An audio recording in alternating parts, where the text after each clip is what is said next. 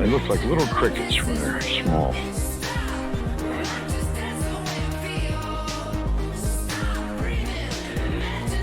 I'm trying to get myself motivated to clean the deck. As you see, I want to move my stuff out of the garage in here, so I'm wiping everything down and sweeping. I'm going to run the mop over the deck here and sweeping the screens.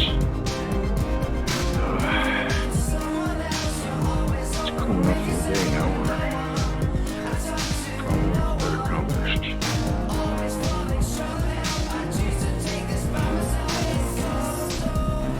You moving back?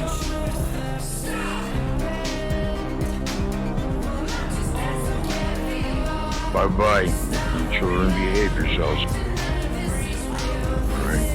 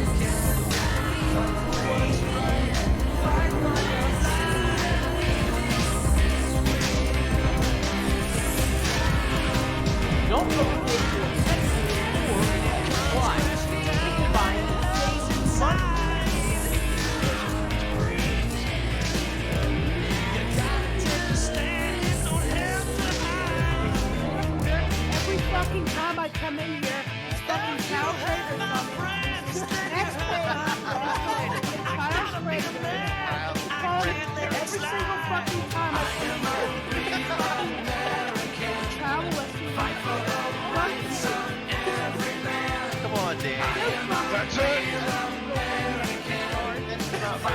That's not very friendly. Yes, how Daniel. Daniel, like you need to be moderated. You want to know my real name, Daniel?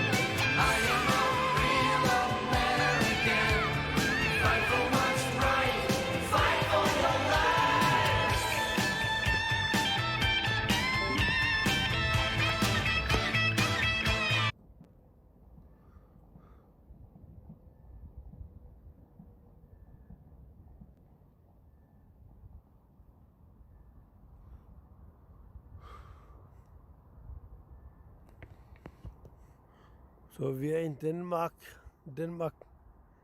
So people in Denmark are a little bit weird in their heads. So basically, people in Denmark are like a retarded people. They are like retards.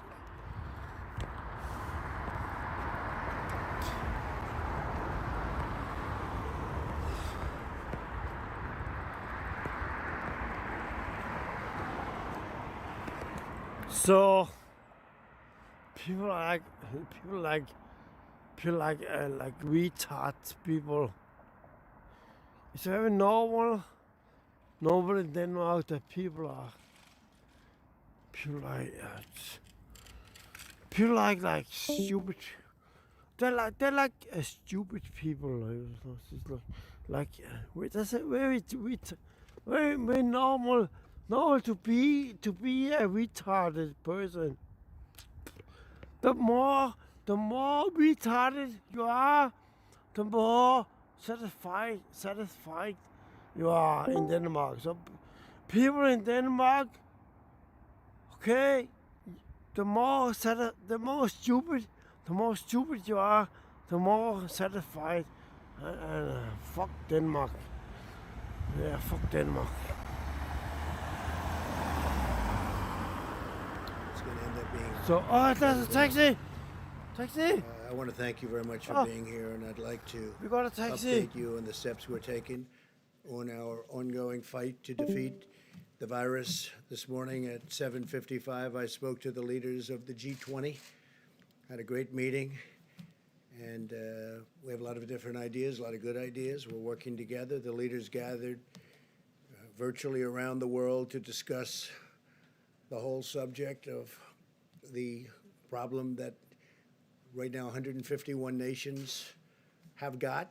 We had President Alberto Fernandez of Argentina, Prime Minister Scott Morrison of Australia, President Jair Bolsonaro of Brazil, Prime Minister Justin Trudeau of Canada, President Xi of China, President Emmanuel Macron of France, Chancellor Angela Merkel of Germany, Prime Minister Modi of India, President Widodo of Indonesia, Prime Minister Giuseppe Conte of Italy, Prime Minister Shinzo Abe of Japan. Congratulations to Japan on making a great decision on the Olympics. Going to make it next year, 2021.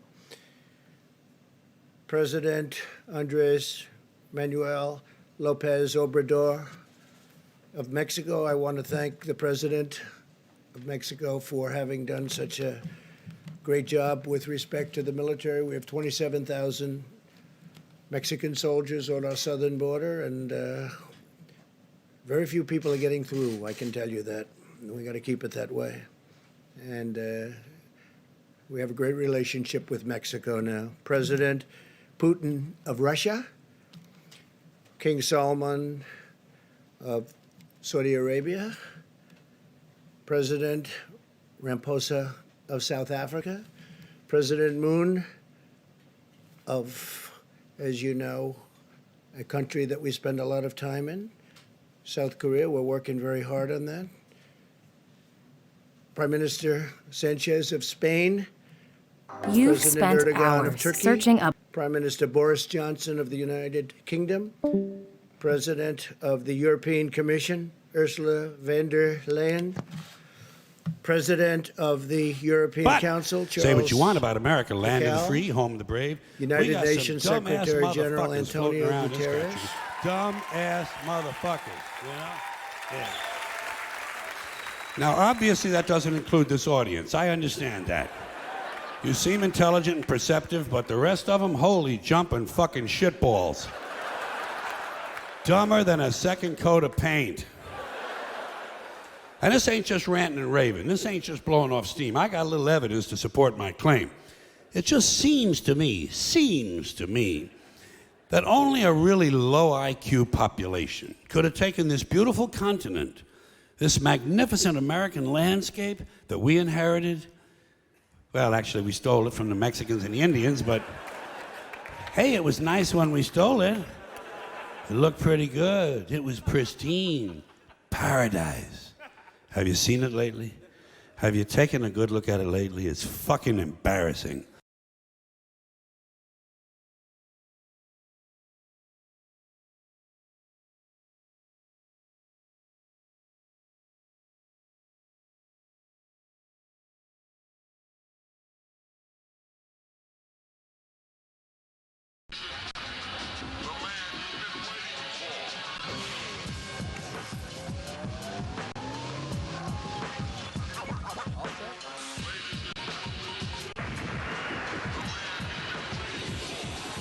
Central presents Kevin James, Sweat the Small Stuff. Ladies and gentlemen, please welcome the star of the hit television series, The King of Queens, New York's own Kevin James.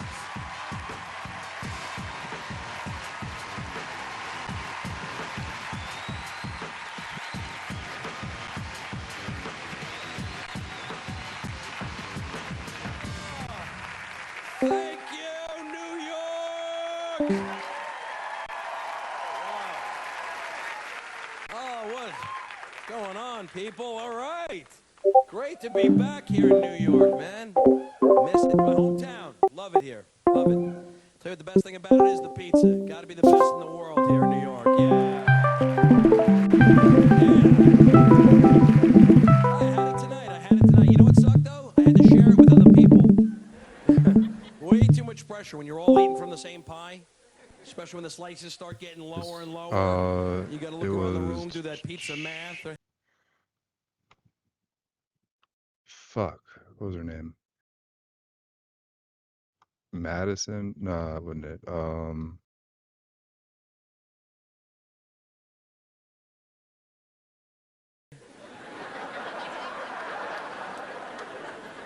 right, he already had 2 slices right there. He should be out at this point right now. What the hell is she doing? What is this? Finish the crust. That doesn't count. I hate when it comes down to 2 slices. 1 slice. Earning your PhD in public health from Walden University allows you to influence policies that save lives. Thank you, Montreal! Oh, thank you so much. Yeah, I've been busy, doing well, keeping real busy. I've been actually training for the Olympics. Not this one, the next one. That's the one I'm going for. 2-man luge. That's going to be me. Just me. All right,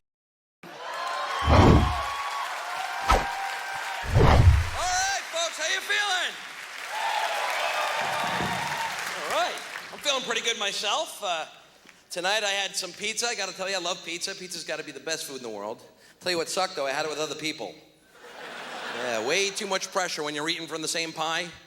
Especially when the slices start getting lower and lower, you gotta look around the room, do that pizza math. Food in the world. Tell you what sucked, though. I had it. Hey, he already had 3 slices. Finish the crust. Little things piss me off. I'm finding that out. Smallest thing could just wreck my day. This annoyed me. I was on the phone with somebody today trying to get a phone number from that person and write it down, but they didn't have phone number rhythm, and that pissed me off. You know what I'm talking about? Phone number rhythm, especially if there's like an area code involved. Like 514, bum bum ba, bum ba, bum ba. That's the rhythm I think we're all familiar with. This guy had no clue. I was like, okay, Hank, give me the number. He's like, all right, it's 5149.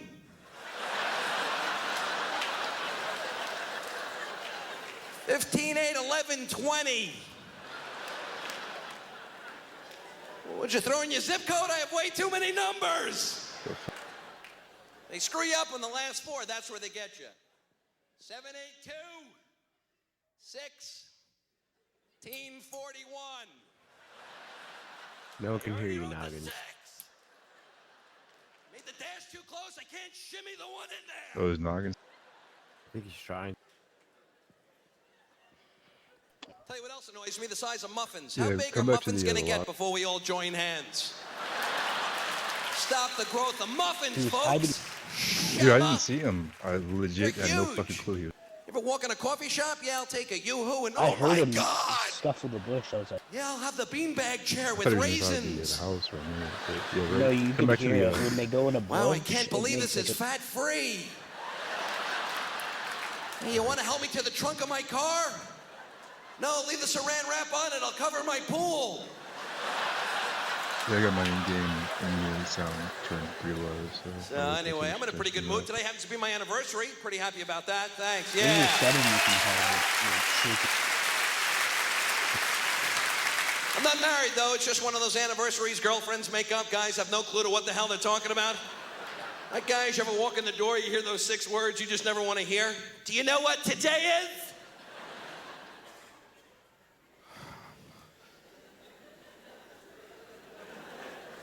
I'm going to say Thursday, but I'm wrong, right? 4 years ago, today was the first time you kissed me at a Jiffy Lube. I forgot to check my sticker. And she hands me a card right there on the spot. No gift or anything, just a card. I don't think men appreciate cards as much as women. Ladies get a card, they love it. Guys, it's not the same, especially those really long romantic ones. We don't even finish them. No, we don't. And it doesn't matter, ladies, you could be standing right there. As men, we all do the same thing. We open them in front of you, put on the fake smile, and give that little head bob to let you know we're finished. Hey. You think we're eating it, we're actually going 1 Mississippi, 2 Mississippi. And I feel bad for women because I know you put a lot of effort into getting cards. I talk to women all over and they always tell me, you know, Kevin, it takes a lot because it's got to be the right card for the right guy. And it takes time, which is true. You ever been stuck behind a woman in a card store? Yeah, it's like a chess move.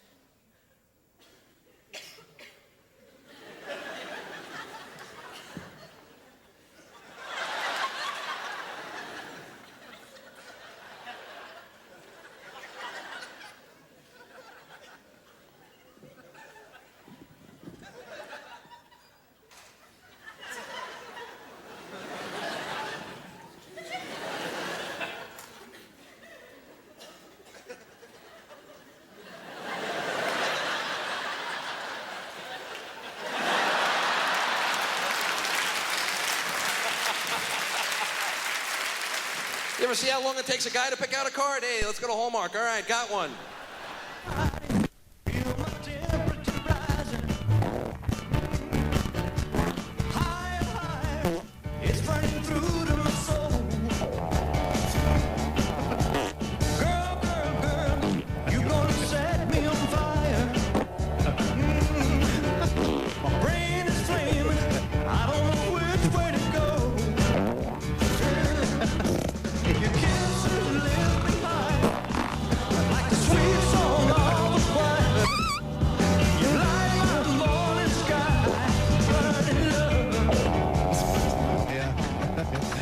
Say our new ones are better.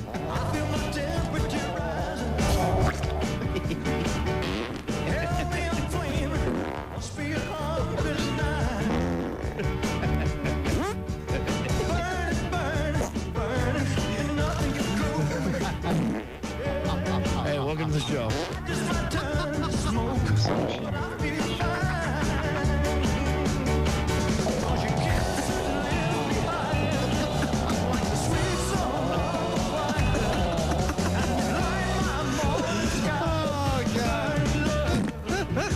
All right, let's try it with a slower song. All right, little mood music. All right, hold on. What's on this one? Where'd that guy want it? In the Ghetto. Okay. Let's try In the Ghetto. Okay. A little mellow music.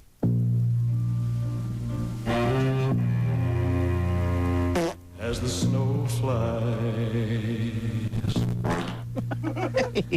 on a cold and gray Chicago morning, a poor little baby child is born in the ghetto. And his mama cries, 'cause if there's one thing she don't know, it's another hungry mouth to feed in the ghetto. People, don't you understand? The child needs a helping. He'll grow to be an angry young man someday. Take a look at you and me. Are we too blind to see? Do we simply turn our heads and look the other way?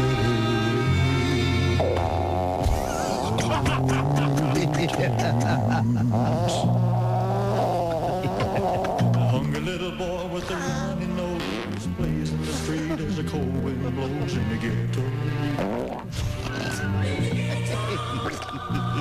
And his hunger burns. So he starts to roam the street. streets at night. Hey, hold on, let me try it with one more song. All right, here we go. Hold on.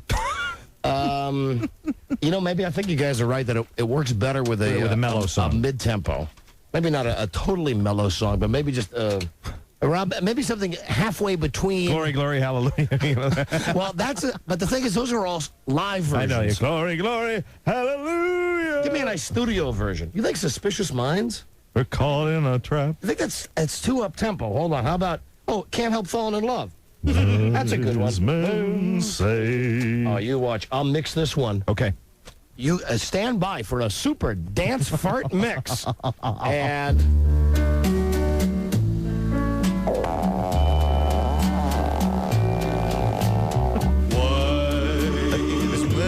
This might be the one.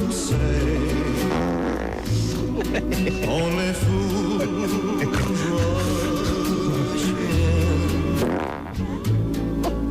but I can't help falling in love with you. Shall I stay? Listen, I got a rhythm going. You do. Would it be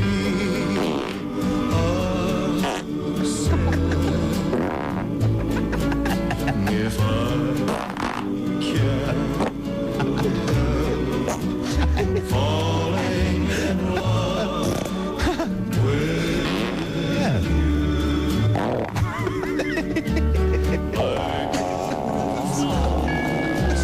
Surely to see Cannon. so it goes. Some things are meant to be. Take my whole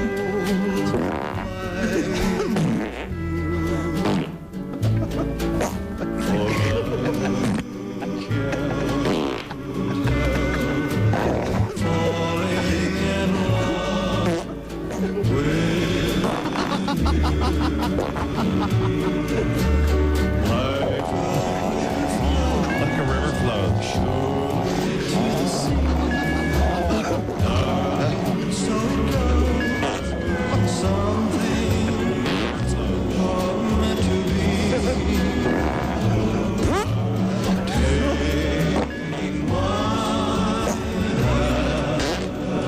Rhythmic. Take my whole life too. For I falling in love.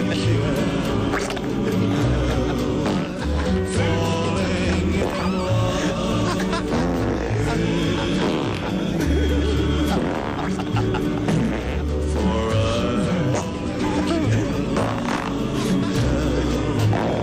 falling in love with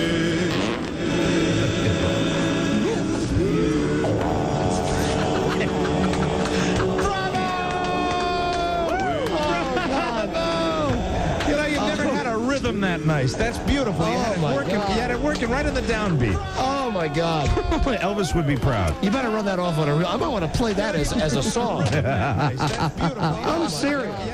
Resorting even to self-mutilation. He's got his foot on the examining stool, and there's a hole as big as a quarter. He was digging in his foot, and he looked at me and he says, I ought to get some good stuff with this. More precious than all the spices you could ever trade. Don Geronimo and Mike O'Mara. All right. Hello, Don and Mike Show. Yes, I was calling to find out if you guys went to school for that. School for what, ma'am? For being so ignorant. Ignorant? Yeah. Ignorant. You mean ignorant? Ignorant? Yeah, I was calling to find out. Why would you think we're ignorant? Well, the Legends were ruining the songs. Ruining? How are we ruining the songs? Oh, ma'am, you are so wrong. I believe the word is enhancing the I song. don't think so. I really don't think so. I want to know what school it was you guys went to because I died on short. I don't want my kids go in there. Oh, ma'am, you are so wrong. I believe the word is Would this be our first real? Now, are you on a level, or are you going to like say something bad about Jimmy the intern? Are you a real, honest to goodness Elvis lover and hater of us? I think so at this moment. I used to love to listen to that station, but I don't know how much longer I'm going to be listening to it. That's good. This would be the first legitimate hate call of 1998. I think that's good. Maybe we can make this all right. How about we play a contest? At the time of his death, how much did Elvis's colon weigh? If you can answer that, I'll give you a prize. Oh, you know, that's rude. Contest. At the time of his death, how much did Elvis's colon weigh? If you can answer that, I'll give you a prize. Oh, you know, that's rude. Contest. At the time of his death, how much did Elvis's colon weigh? If you can answer that, I'll give you a prize. Oh, you know, that's rude. Contest. At the time of his death, how much did Elvis's colon weigh? If you can answer that, I'll give you a prize. Oh, you know, that's rude. Contest. At the time of his death, how much did Elvis's colon weigh? If you can answer that, I'll give you a prize. Oh, you know, that's rude. Contest. At the time of his death, how much did Elvis's colon weigh? If you can answer that, I'll give you a prize. Oh, you know, that's rude. Contest. At the time of his death, how much did Elvis's colon weigh? If you can answer that, I'll give you a prize. Oh, you know, that's rude.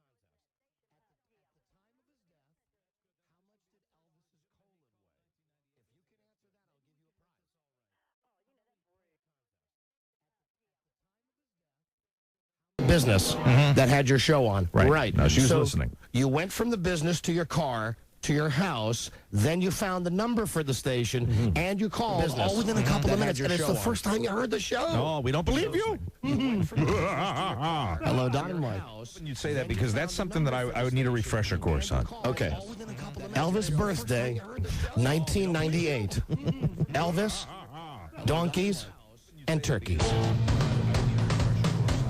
When Elvis first moved to Graceland, he kept 3 or 4 donkeys somebody had given him in his swimming pool.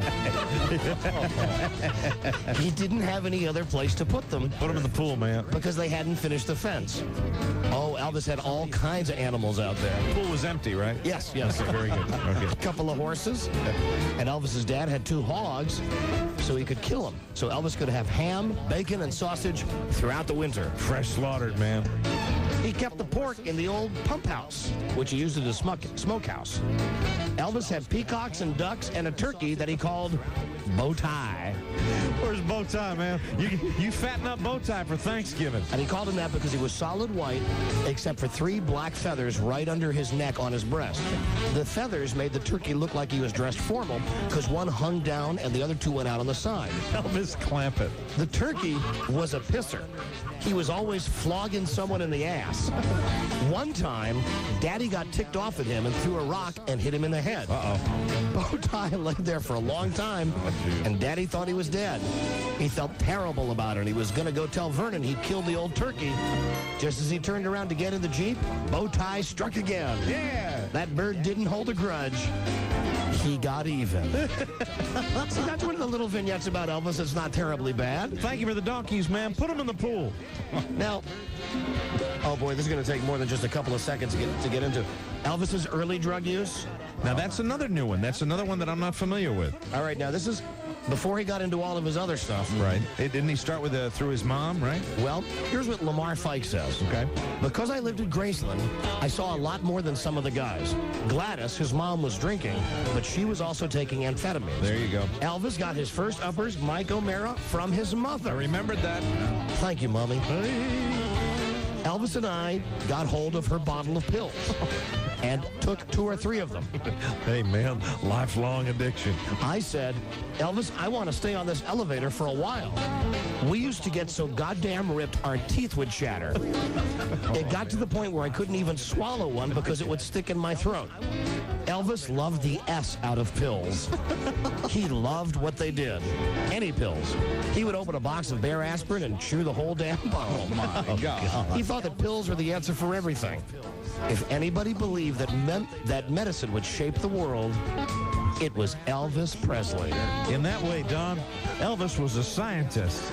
We got to do a quick break, and we'll be back on Elvis' birthday in a second. This is the Don and Mike Show.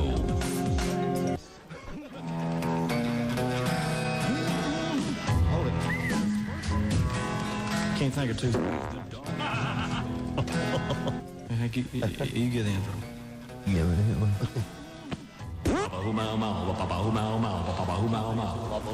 be talking in unknown tongues.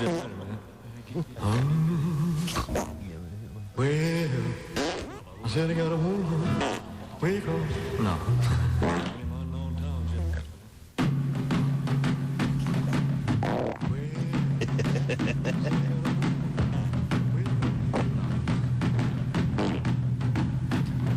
Well, since my baby left me, I found you.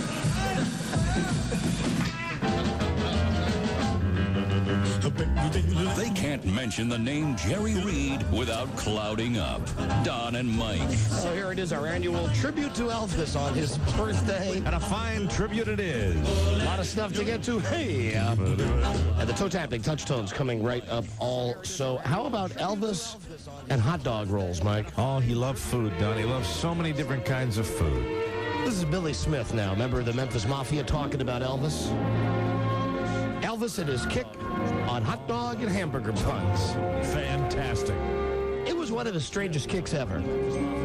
He would tie the wrapper around the horn of his saddle and ride along on his horse eating hot dog and hamburger buns. No need to put a hot dog or hamburger in there. Just enjoy the starch, E. While you're riding your horse. A lot of times he'd take 2 or 3 sleeping pills and he couldn't sleep them off. Because you can't sleep when you've taken 500 milligrams of something else beforehand. Yeah. Hell, he'd get up after 2 hours and go on about his normal day. Let me tell you, Lee Marvin and Cat Ballou didn't have anything on Elvis. Because he'd get up on the horse just about the time the sleeping pills took effect. Oh, dear. And the faster he rode, the more he leaned. He'd walk around the ranch blown out of his skull. Cowboy hat on, gloves, cowboy boots, jeans, and this big padded pile coat that made him look even bigger. Cowboy hat on. He'd be so stuffed in that jacket, his walk was almost like a waddle. And in his hand, he'd have that plastic see-through bag of hot dog buns. He looked like a little kid walking around with a sack in his hand. There you go. He'd talk to you, and he'd be slurring his words, and he'd take a bite of his bun, sort of ripping it off. And you couldn't understand what he was saying for sure. It was just this muffled noise. Get him the hot dog buns. Somebody talking through bread. He had something in his hands all the time. Some people say it was for nerves. I don't know. But I do know when he was down there at the ranch, he ate whatever he wanted. Hamburgers, steaks, and of course, hot dog buns. Sure. All kinds of stuff that put weight on him. He started really blowing up in January of '67, and he had this movie Clam Bake to do in March. I couldn't believe how big he got. That's the story of Elvis and his love of hot dog buns. That's great. That's a charming little tale of Elvis that most people didn't know. Just picture him on that horse with a bag of hot dog buns, hanging off the saddle. Because he was so high. Hey, man. Man, I can't stop leaning, Red. I'm gonna fall off this thing. Hey, Red. I'm by. Elvis is a star on the Hollywood Walk of Fame is there, of course. Every lame star in the world has a star on the Hollywood Walk of Fame, and Elvis, although he's certainly not lame, he's there. He's a megastar. And his star is in front of the Hollywood Fantasy Tours office. There you go. Flowers are put on his star every day, and this day is the day with the biggest crowd in front of Elvis's star. There happens to be a phone booth right there. Good chance for us to call and ask the $64,000 question. Rob, is this the phone number of the tour place? Oh, it's the tour place. It's the tour place that's... Can I help you? Yeah, hi, is this Fantasy Tours? Yes, it is. Hi, this is Don and Mike, and we're doing a national radio show right now. Pardon, I can't hear you. Hello? We're doing... I can't hardly hear you. We're doing a national radio show right now. Oh, uh-huh. And we understand that your business is right in front of Elvis's star on the Hollywood Walk of Fame, right? We moved. Oh, you moved. You're not near. Quite a while ago. You're not near Elvis's star anymore. No, we're about block and a half from Elvis's star now. Oh, so you're still within spitting distance of it. From radio. Yeah, Elvis's star is no longer in front of our business. We moved about 2 blocks down. Oh. Did you move because of the star? No. Can you see Elvis's star if you go outside of your business? Can you see down there? Can't see down that far.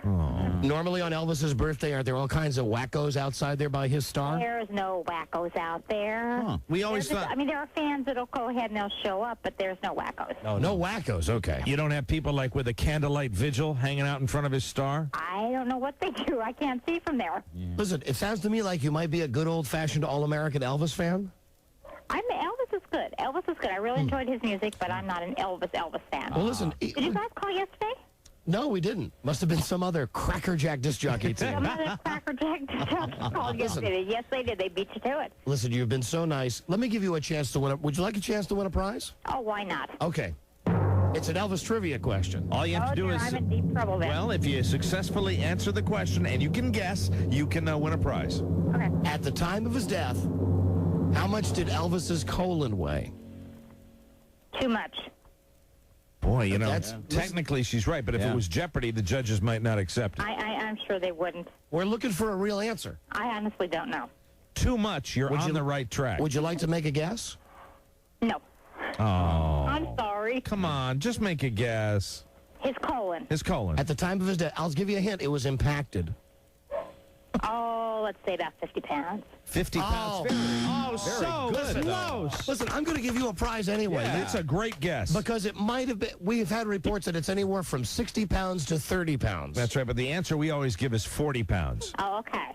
Well, congratulations. Hey, how you guys?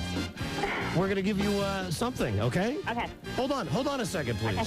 Hey, give her a copy of Liar, Liar or something like that. Yeah, we'll give you a movie. A very nice movie. At least she was nice enough to guess 50 pounds. Not only was she a nice lady, but she was a clever woman. She said too much. She was right about that. And then she guessed within 10 pounds, which I think is a credit to that woman. All right, one more quick Elvis story before we have to do a break.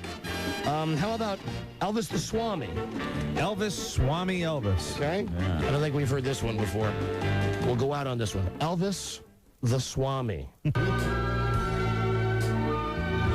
In self-realization, they teach you that some people have the gift of healing. And, of course, a lot of people say it's a fraud, but who's to say whether it's real or not? All I know is that Elvis used to like to have these readings and studies on people. Right. Elvis got to believing, hey, maybe it's possible. So he got to experimenting. I'm a Swami, man. In 1973, Sonny's boy, Brian, got a real high fever. He was a year old, and they were worried.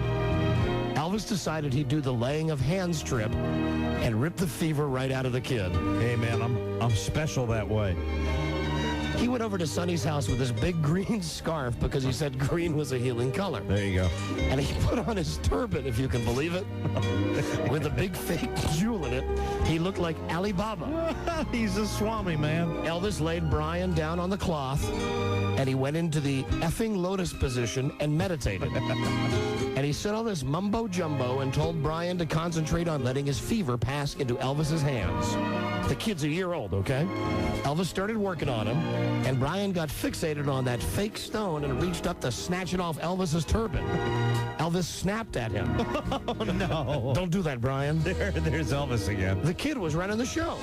Well, Elvis put both hands on both sides of Brian's head and his solar plexus and mumbled all this crap about the fever traveling through his arms and out.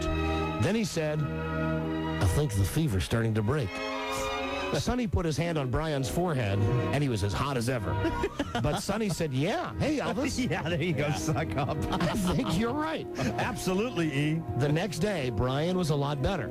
His fever was down, but hell, the real doctors had given him all kinds of medicine. Sonny called Elvis and gave him the news, and Elvis said, good. That pleases me. Call me if there's any change in his condition. He's a healer. He's a healer. Talk about a celebrity gone mad. Elvis the Swami. The sex symbol was overweight, his body failing him. Increasingly isolated and paranoid, Elvis retreated behind the walls of Graceland. He began pushing away even those who were closest to him. And the few who remained in his inner circle say they were powerless to help him. We even got down one night and filled his pills with sugar. To make sure that he wouldn't get them. His body was just no longer going with him. I mean, he had problems. He had a twisted colon. He had a liver disease. And according to his former pals, Elvis wasn't even bathing regularly, relying on pills that people often take for medical reasons to reduce body odor. And he would take those. He thought those worked perfect, you know. Rather than take a bath, he could take 2 of those, you know, and sponge off real quick. Quiet, mouth, the Don and Mike Show. Hey, man. Where's my deodorant pills? Hey, there's no need for me to take a shower, Red. Just give me the pills, man. Well, it's Elvis' birthday. Oh, let's give away some stuff right now. I hope. Mike, in the early 60s, Elvis's entourage took on its most problematic and entertaining member. A 40-pound chimpanzee named Scatter. Scatter, man. Elvis saw Scatter on a Memphis TV children's show. I don't want that thing. And Elvis said he wanted to buy the chimp as a companion. I guess he figured that Graceland was the kind of untamed place where a monkey would feel at home, said one of his friends. I think that's giving Elvis credit. Let's see. No one in the group foresaw the inevitable trouble that comes with mixing 8 guys, 150 girls, and a chimpanzee eager to make his reputation as rock and roll's ultimate party animal. There you go. Scatter was with us on our first trip cross-country with Elvis. We had him in a cage in the back of the Chrysler station wagon. One night, we checked into a motel in Flagstaff, Arizona. The chimp stayed in Lamar's room. All night long, we heard Scatter going, ba-bum, ba-bum, just running back and forth in the room. The next morning, Lamar said in his real quiet voice, "You need to come in here and see this." Scatter had gotten up on the drapes and started swinging on them, and they were partially pulled down. And he had est all over them. Oh, God, it was a mess. Look what Scatter did in the hotel room. Lamar said Scatter was throwing everything he could find.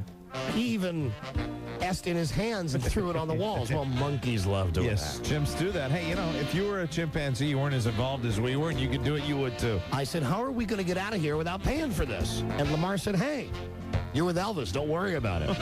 So we closed the door and went and had breakfast at the restaurant across the way. Leaving the monkey in there. Yeah. About the time our food came, I looked out the window and I said, oh, my God. The Mexican maid was knocking on the door. We all jumped up at the same time and tried to yell at her, but it was too late. Before we could get out of our chairs, she'd walked in and closed the door to start making up the room. Well, you can picture what it was like for a Mexican maid to open a hotel room in Flagstaff, Arizona. Sure. And find a chimpanzee inside. Scatter ran across the room and latched onto her. And she went bananas. She started screaming the most blood-curdling yell I've ever heard. We ran over there, and God, was that a funny sight. That maid came flying out of the room with Scatter wrapped around her like a damn boa constrictor. He jumped on her back and fastened his legs around her waist. Oh, man, Scatter. We peeled Scatter off of her, but then he bolted out the door and went tearing out. Went across the something, bad copy, and ran in front of the hotel. Yeah, man. He went right up the drain pipe and over the top. Wow. The maid was still screaming, and Scatter was on the roof, dancing up a storm, laughing at us. Alan said, what are we going to do? I said, go get in your car and I'll get the station wagon. I'll leave the back door open and the window down and the door to the cage ajar. Just slowly drive off. Well, the car hadn't rolled 10 feet when Scatter was on that sucker. He thought we were going to leave it. Right. He stuck so tight to us, he looked like adhesive tape.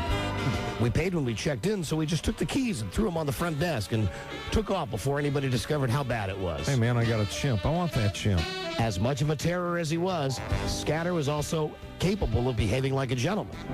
Alan used to love to take him for a ride in Elvis's Rolls Royce. He'd buy little suits for him. That's normal. You know, that's the thing you want to see when you're driving down the street. Yeah. Hey, look at that. That's Elvis's car. And sometimes Elvis would stick a chauffeur's cap on him and balance him on his lap. When they'd meet a car, Elvis would duck down to make it look like Scatter was driving. One guy drove right off the road. There you go. Man, you know, you got to give the king of rock and roll credit. He knew how to have a good time. Yeah. Okay, next part. We came home one night. Oh, sorry, next cut. Wait a minute. Oh, and here's a picture, Mike, a visual aid. Here's a picture of Elvis with Scatter.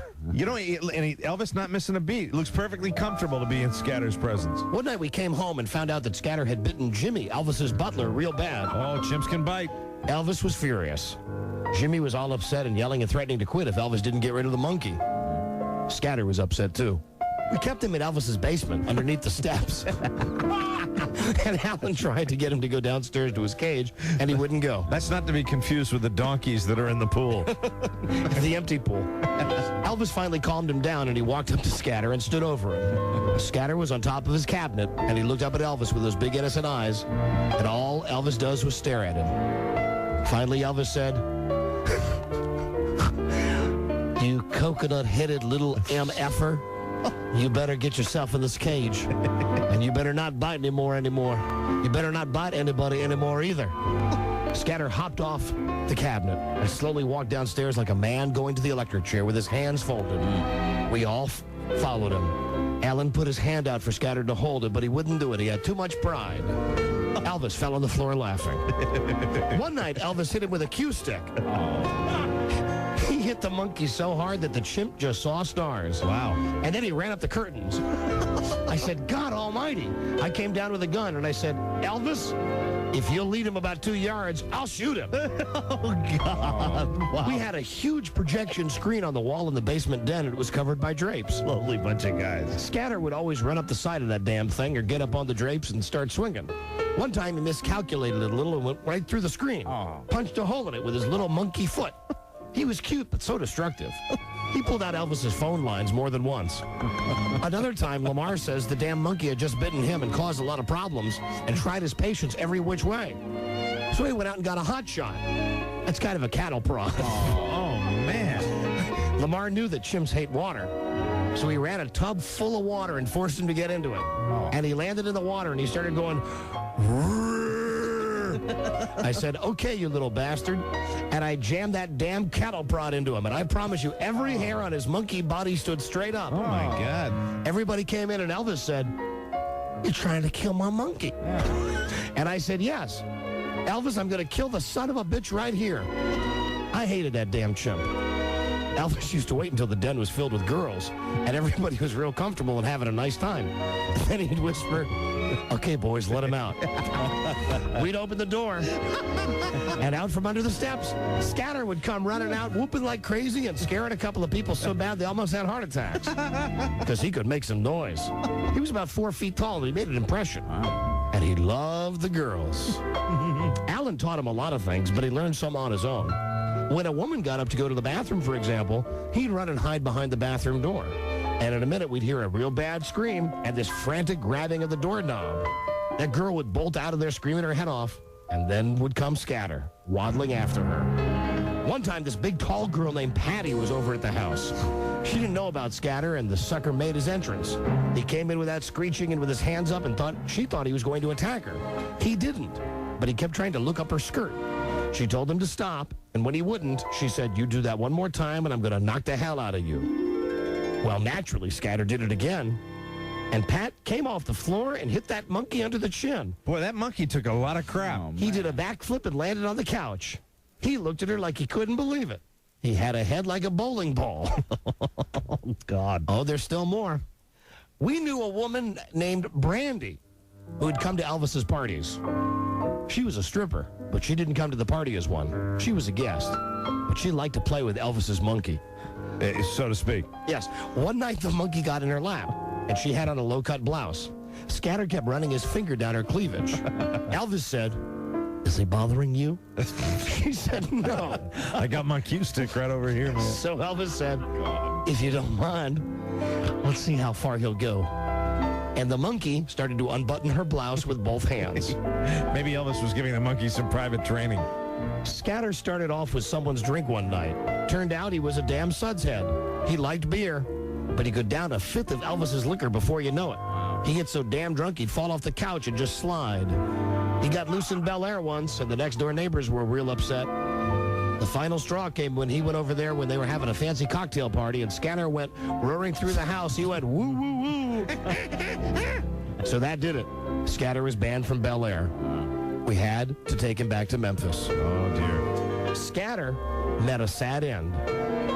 We put him outside behind Graceland. He couldn't stand being left alone after all the attention he had gotten. He died out there by himself, hanging on to the side of the cage.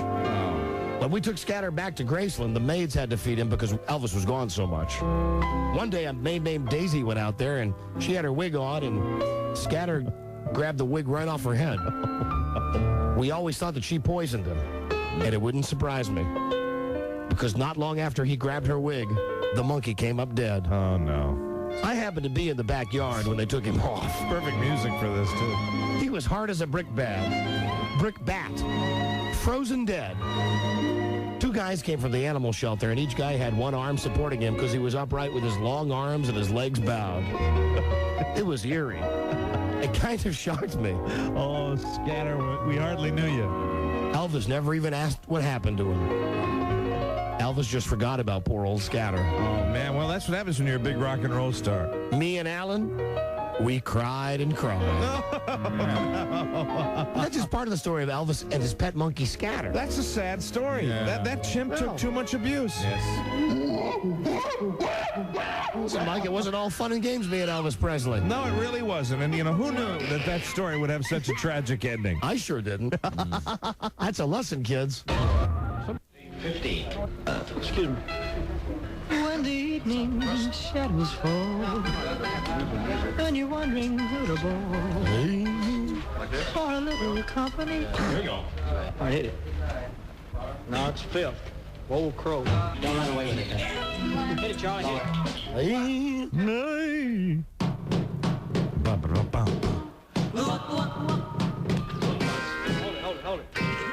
Hold it. Hold on, man. EOB. Once more. 1, 2, 3. Too many wops. That's what he's going to say here. Too many wops. Always broadcasting better than their supposed best. Don and Mike. You know, that last lady from Jacksonville, she got a free ride.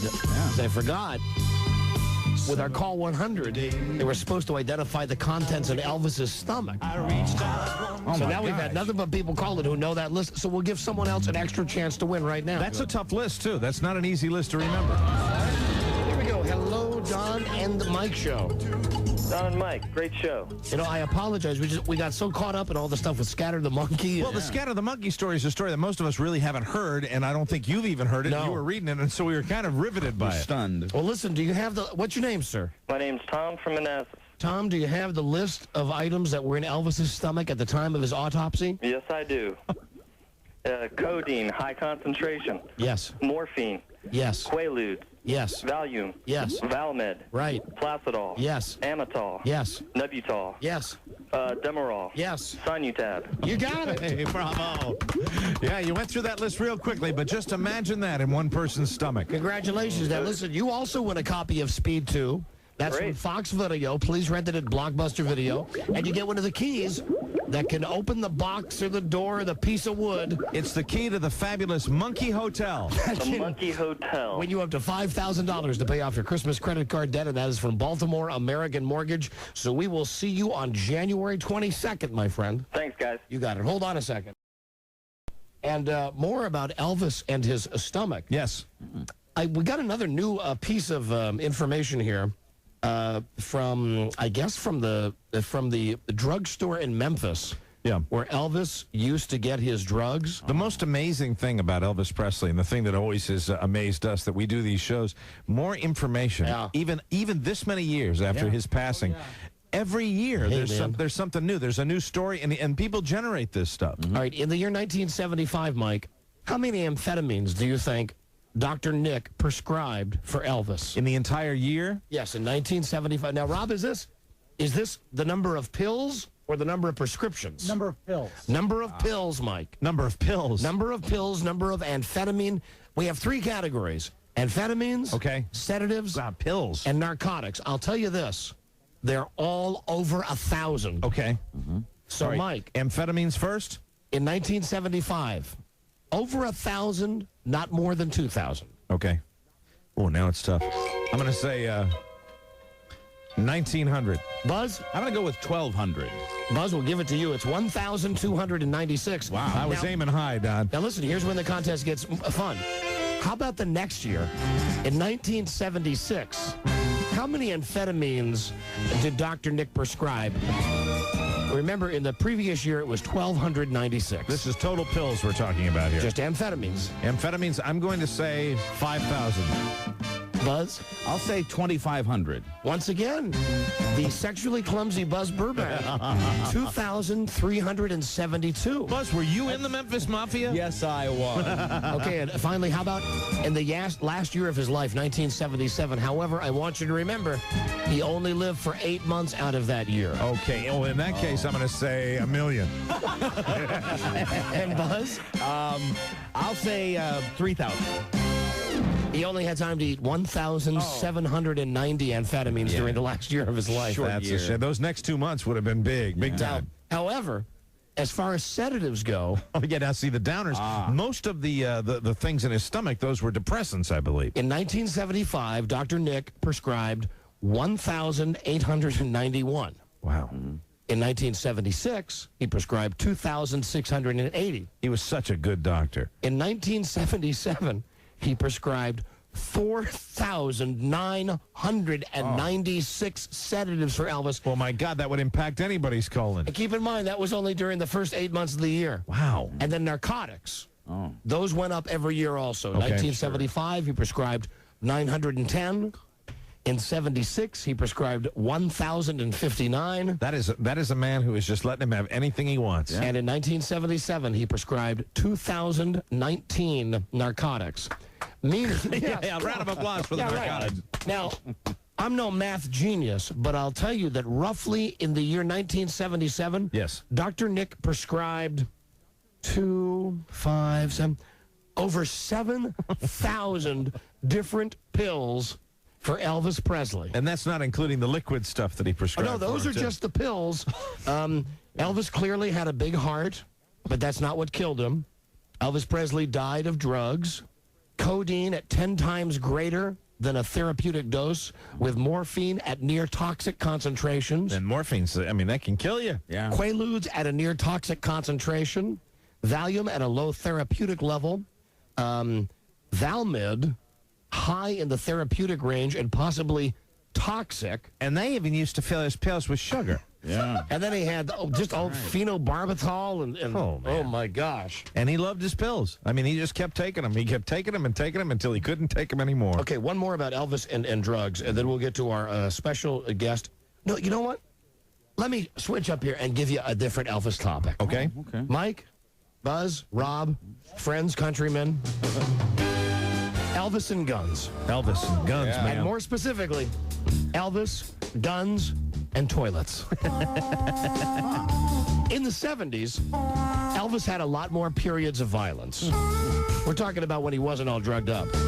Violence out of frustration. In the 70s, how could he not be drugged up? It's funny. At one point in 1975, there was a little story in the paper that said an emotionally unstable boy got into Graceland and shot up one of the rooms. Well, you know who that was.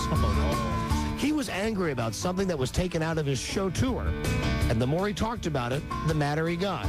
He reached over and grabbed his .45 and started shooting, just willy-nilly. Oh, man. I said, Elvis, you will destroy the house. He said, I don't give an F. I'll build another one. My boy, my boy. He shot the toilet one time. I laughed till I couldn't see straight. It was the funniest damn thing I'd ever seen. I got a call out at the trailer. It was pretty late at night.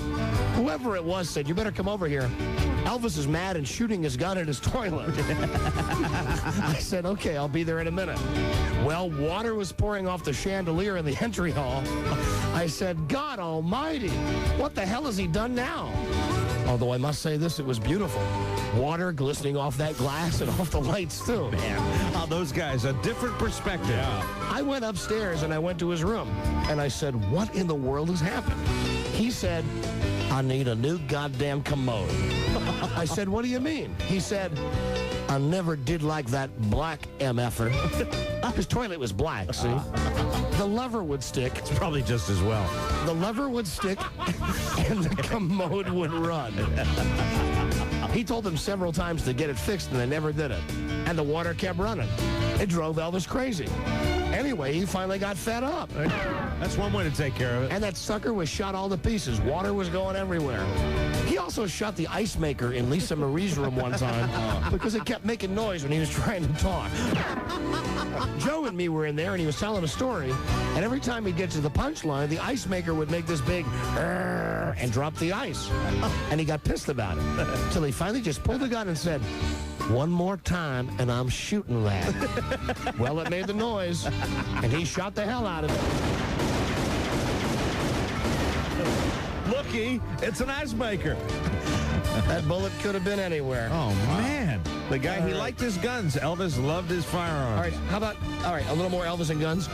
One day on Fergus Way, we were all in the den watching a war movie on TV. Elvis started talking about how stuff like that was done in the studio. Special effects guys, and how they did a great job of making a tub of water look like an ocean. And how they made toy ships look like real ones. That's when he got this mischievous grin on his face, and he said, "Let's set up our own ocean in the pool." He sent me and Richard down to the toy store to buy all the boats they had and about 12 BB guns. Nobody in the history of fame and celebrity will ever eclipse this guy. We went back to the house and put all the little boats in his pool and loaded our BB guns. Then we lined up and Elvis said, "Ready, aim, fire." And we blasted the hell out of those little boats. About an hour later, we started getting bored. An hour later. Yeah, it took an hour. We eased up, and Elvis said, "You know what's wrong? It's too easy. We need moving targets." So he sent us back to the toy store for those little wind-up boats with batteries. And he said, "Get me more BB guns so I don't have to waste time stopping and reloading." The lazy Elvis. We got home and put the boats in the water. You know, how is it that every year this guy has done more stuff that I've never heard this one before. Great. He is the great eccentric. I mean, there's nobody that touches him. We got home and put the boats in the water, and Elvis yelled, "All guns poolside." Then he set a time limit. Whoever sank the most ships would be declared the best shot. Sure. Of course, Elvis bragged he was the best shot because he was in the Army. Well, the battle began, and this went on all day long. Elvis even had snacks brought down to the pool so we wouldn't have to stop our shooting to eat. Of course, man, food and guns. The neighbors must have thought we were lunatics. At some point, somebody tried to take a picture. Joe, maybe, and the flash bulb didn't go off. He picked it off the top of the camera and threw it in the pool. And everybody started shooting at it. Well, when the BB finally hit it, it flashed. Then Elvis told us, "Go back to the camera shop." Buy flash bulbs, man. Buy all the flash bulbs they had. Oh, man. We were standing at the cash register, and the salesman said, "What kind of film do you need to go with these?" And Richard said, "Oh, we don't use film with them."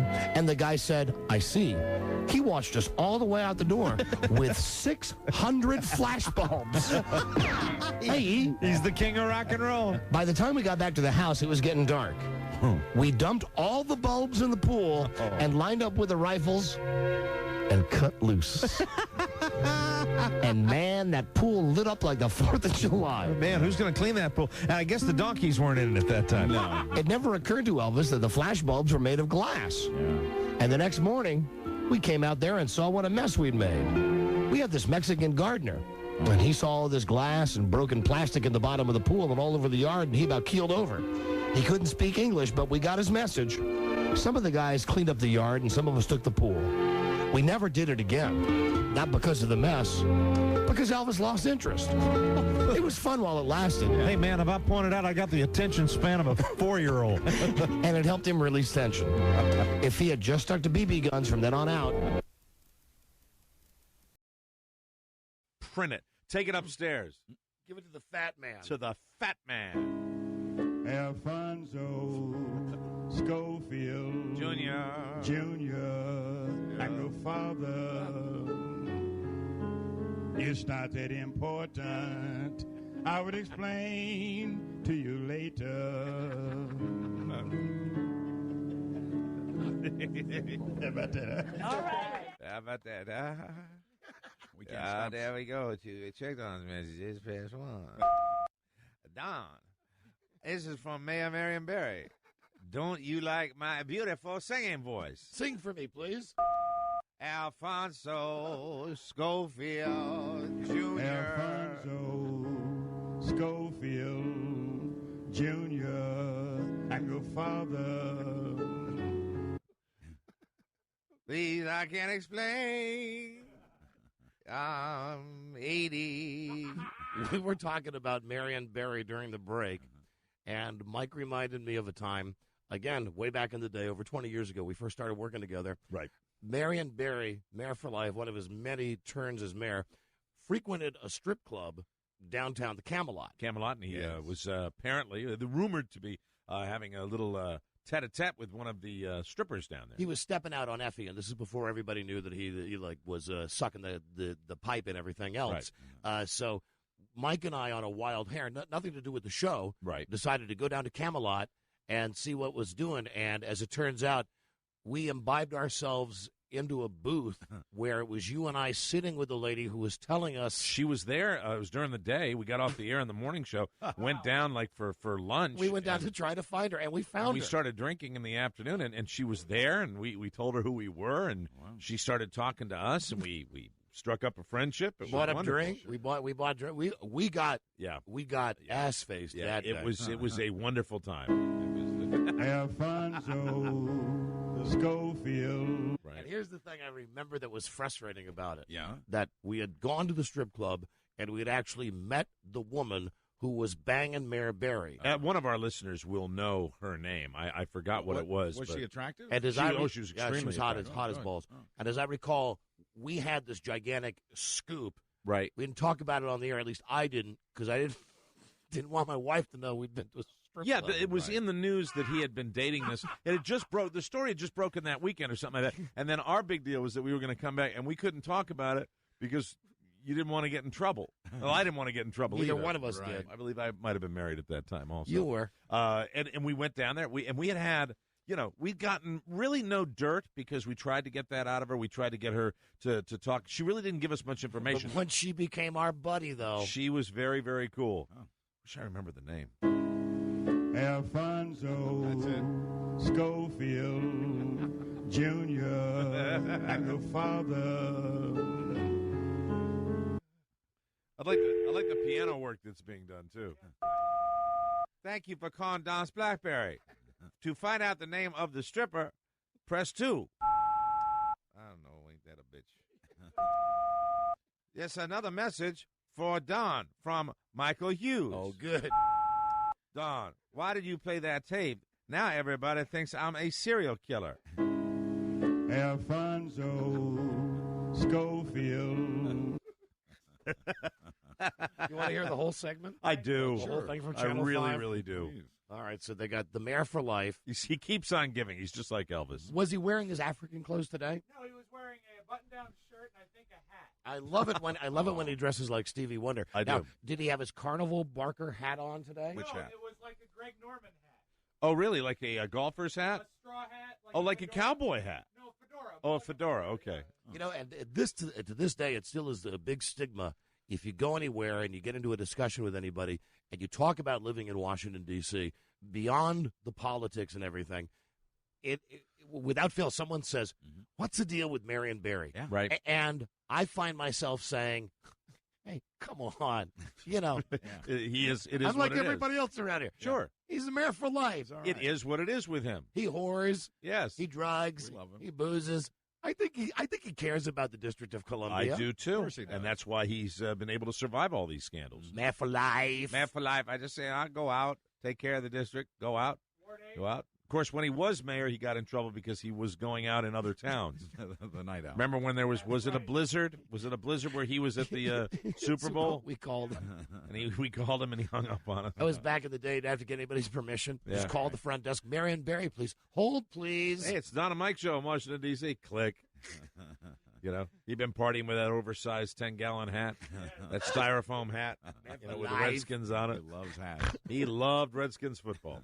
He is a phoenix. He rises again. Yes, I swear to God, he got more lives Would than you have a ever seen goddamn him cat. holding any kind of political office again? Nobody would. No. But he was able to do that. And the way Thank that you, Ward 8. the way it's portrayed around the country, out of town, is like Who knows what's going on in Washington, D.C., where once again they've reelected crackhead Marion Barry.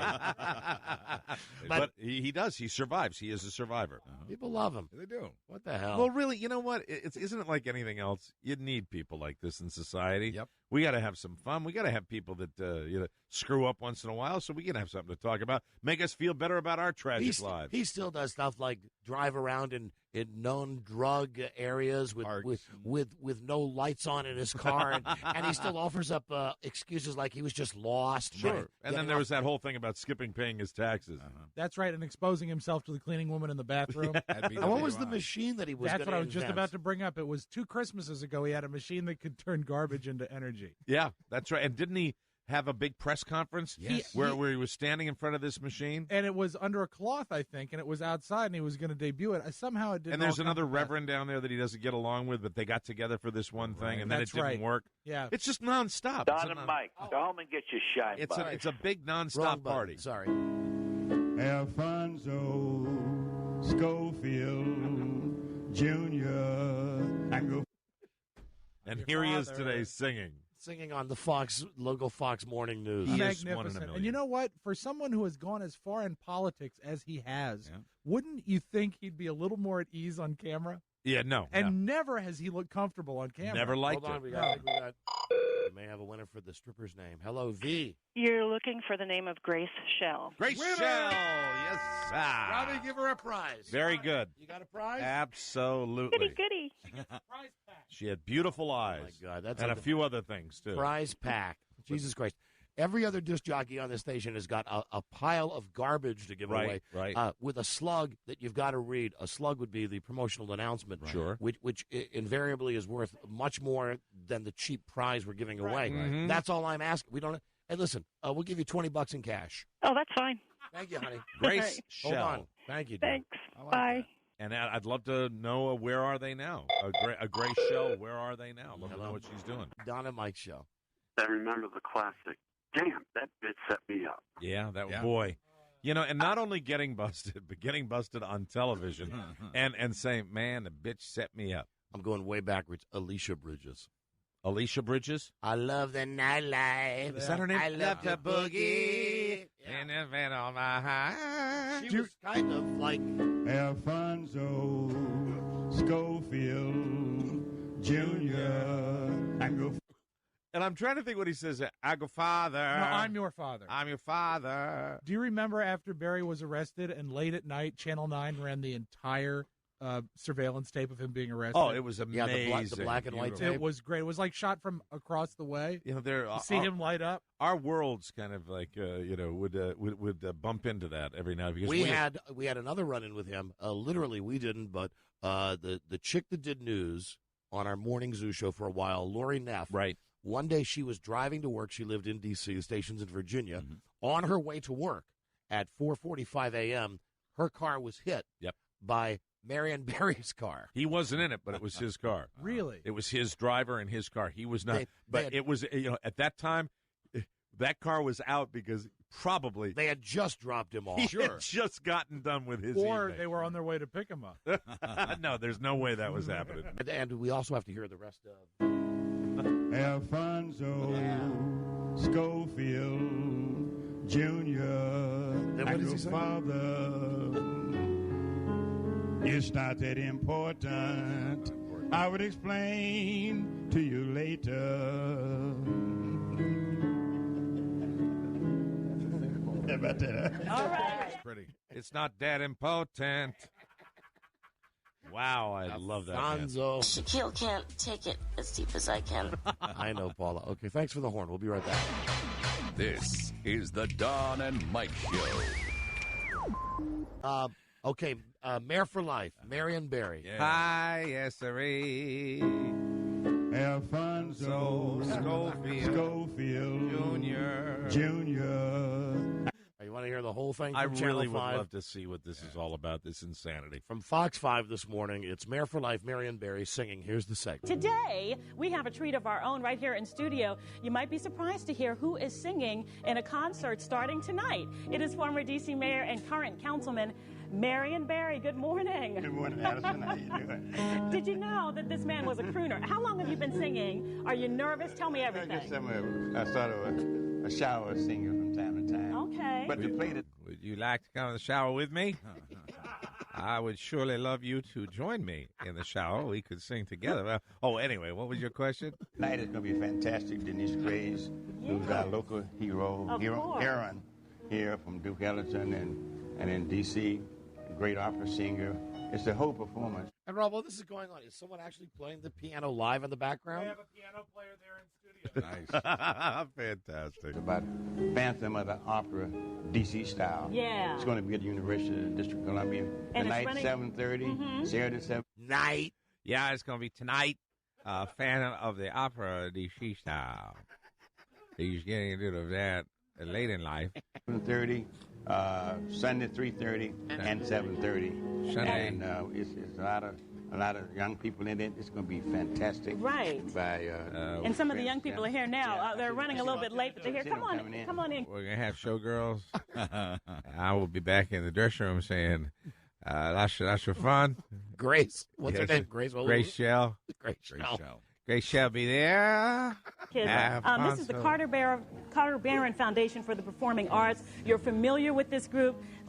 Everybody's here now. Yeah, here they come. Here we go. Applause for the kids. Oh. Okay, again. I accidentally exposed myself. How did that happen, Don?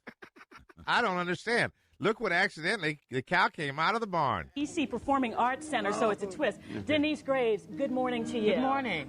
This is special because the kids are going to have a chance to be on the same stage with you. Come on, when does Mayor Barry sing? How long do they talk here? Well, tell us all about it. I don't want to hear this. A few scenes. Good morning. How are you? Back then. Okay, here we go. Yes, indeed, absolutely. Okay, what are we going to do? We didn't know you were going to be here. Oh, no doubt, I'm here. So what are we going to do now? Well, I'd like to be able to say first good morning to the Fox TV listeners. Who am this, Robbie? That's Graves. That's the opera singer. Oh. She wasn't supposed to be here. When does he perform for us? When is it? It's coming up. Rob loves saying that, eh? It's coming up. It's coming up. It's Any minute now. We are so honored to have our renowned sensation opera diva here, Miss Denise Graves and Marion Barry. Okay. So does the opera singer sing at all? Who he? It's only going to be Mayor Barry and his son. And his son? Mayor Barry and his son. Ken. Ken Barry. From F Group. I want to say thank you to Fox. Thanks so much, but we're going to sing something. We want to hear the mayor sing. Okay. Yeah, let's hear him sing. The mayor's really going to sing. He's got the mic. Do what you can do. Ready? Relax. Ready. I have more of a speaking part than singing part, but I do my two little. And this is his son right here. Yes. Yes. Where's? Here is. Come on here. Okay, let's do that little piece, right? Our mayor. Mayor for life. Don't never, ever trust Whitey. Sorry about that. Alfonso Schofield Jr. and go father. What is this voice? Come out. Come on. Is that his son? Yep. What's going on? Who he? Wow. Alfonso Schofield Don't play with me. It's not that important. I would explain to you later. Jesus. How about that? All right. How about that, huh? Bravo. Yeah, fantastic.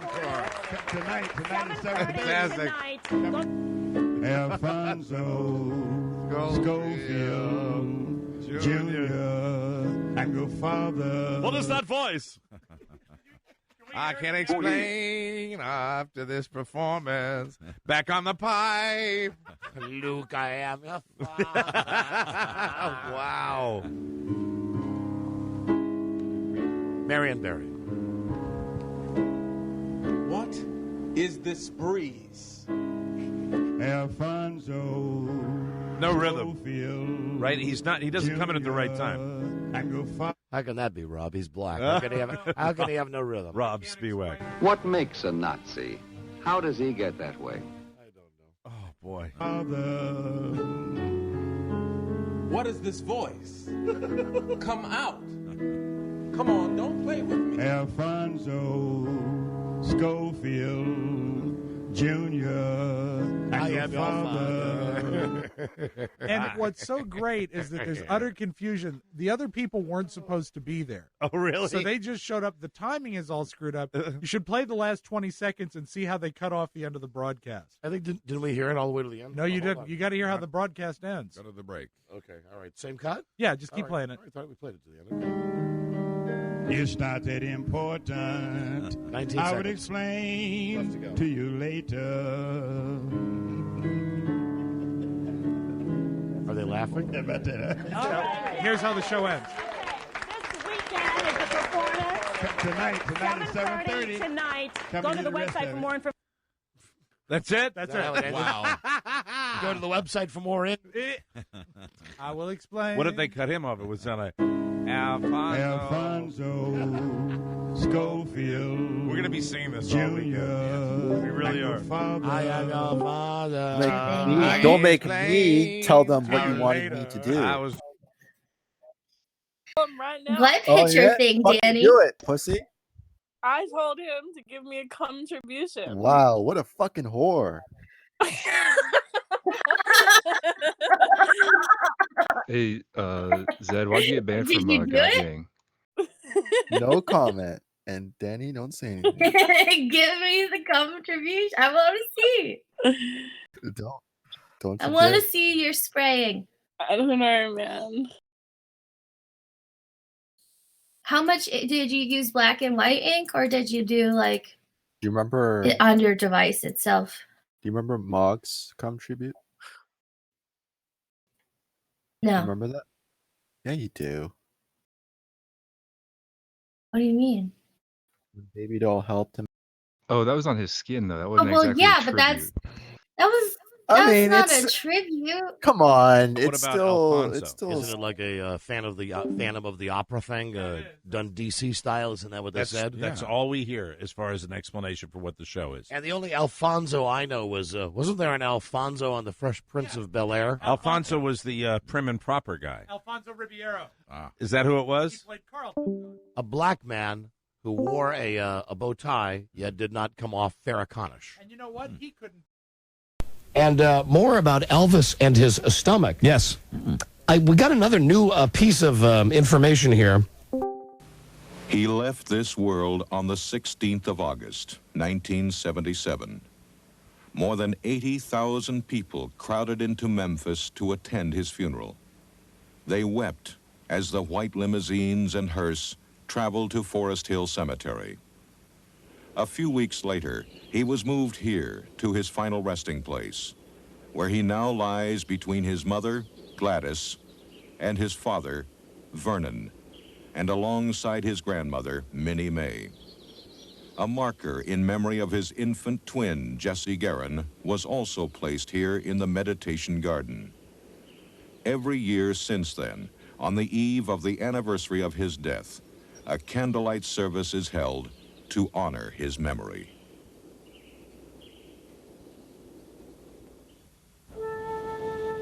Over the years, thousands upon thousands of people from all walks of life, from all 50 states, and almost every foreign country have stood at these gates for hours and days at a time, hoping to catch a glimpse of the man who lived within these walls.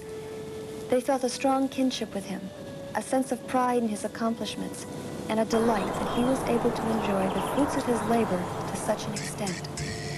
They also took pleasure in the fact that he represented the American dream, and that it was still very real and possible to attain. He gave them that, and he gave them a great deal more.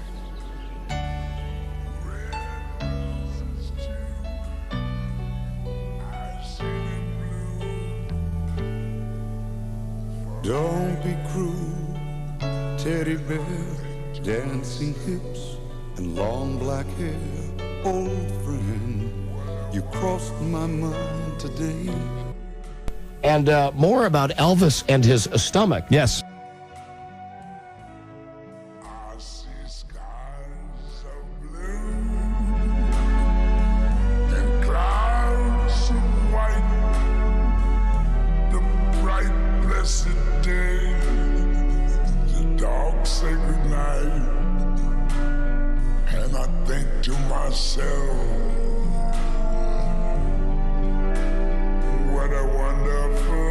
And more about Elvis and his stomach. Yes. We got another new piece of information here from, I guess, from the drugstore in Memphis. Yeah. Where Elvis used to get his drugs. The most amazing thing about Elvis Presley, and the thing that always has amazed us that we do these shows, more information, even this many years after his passing.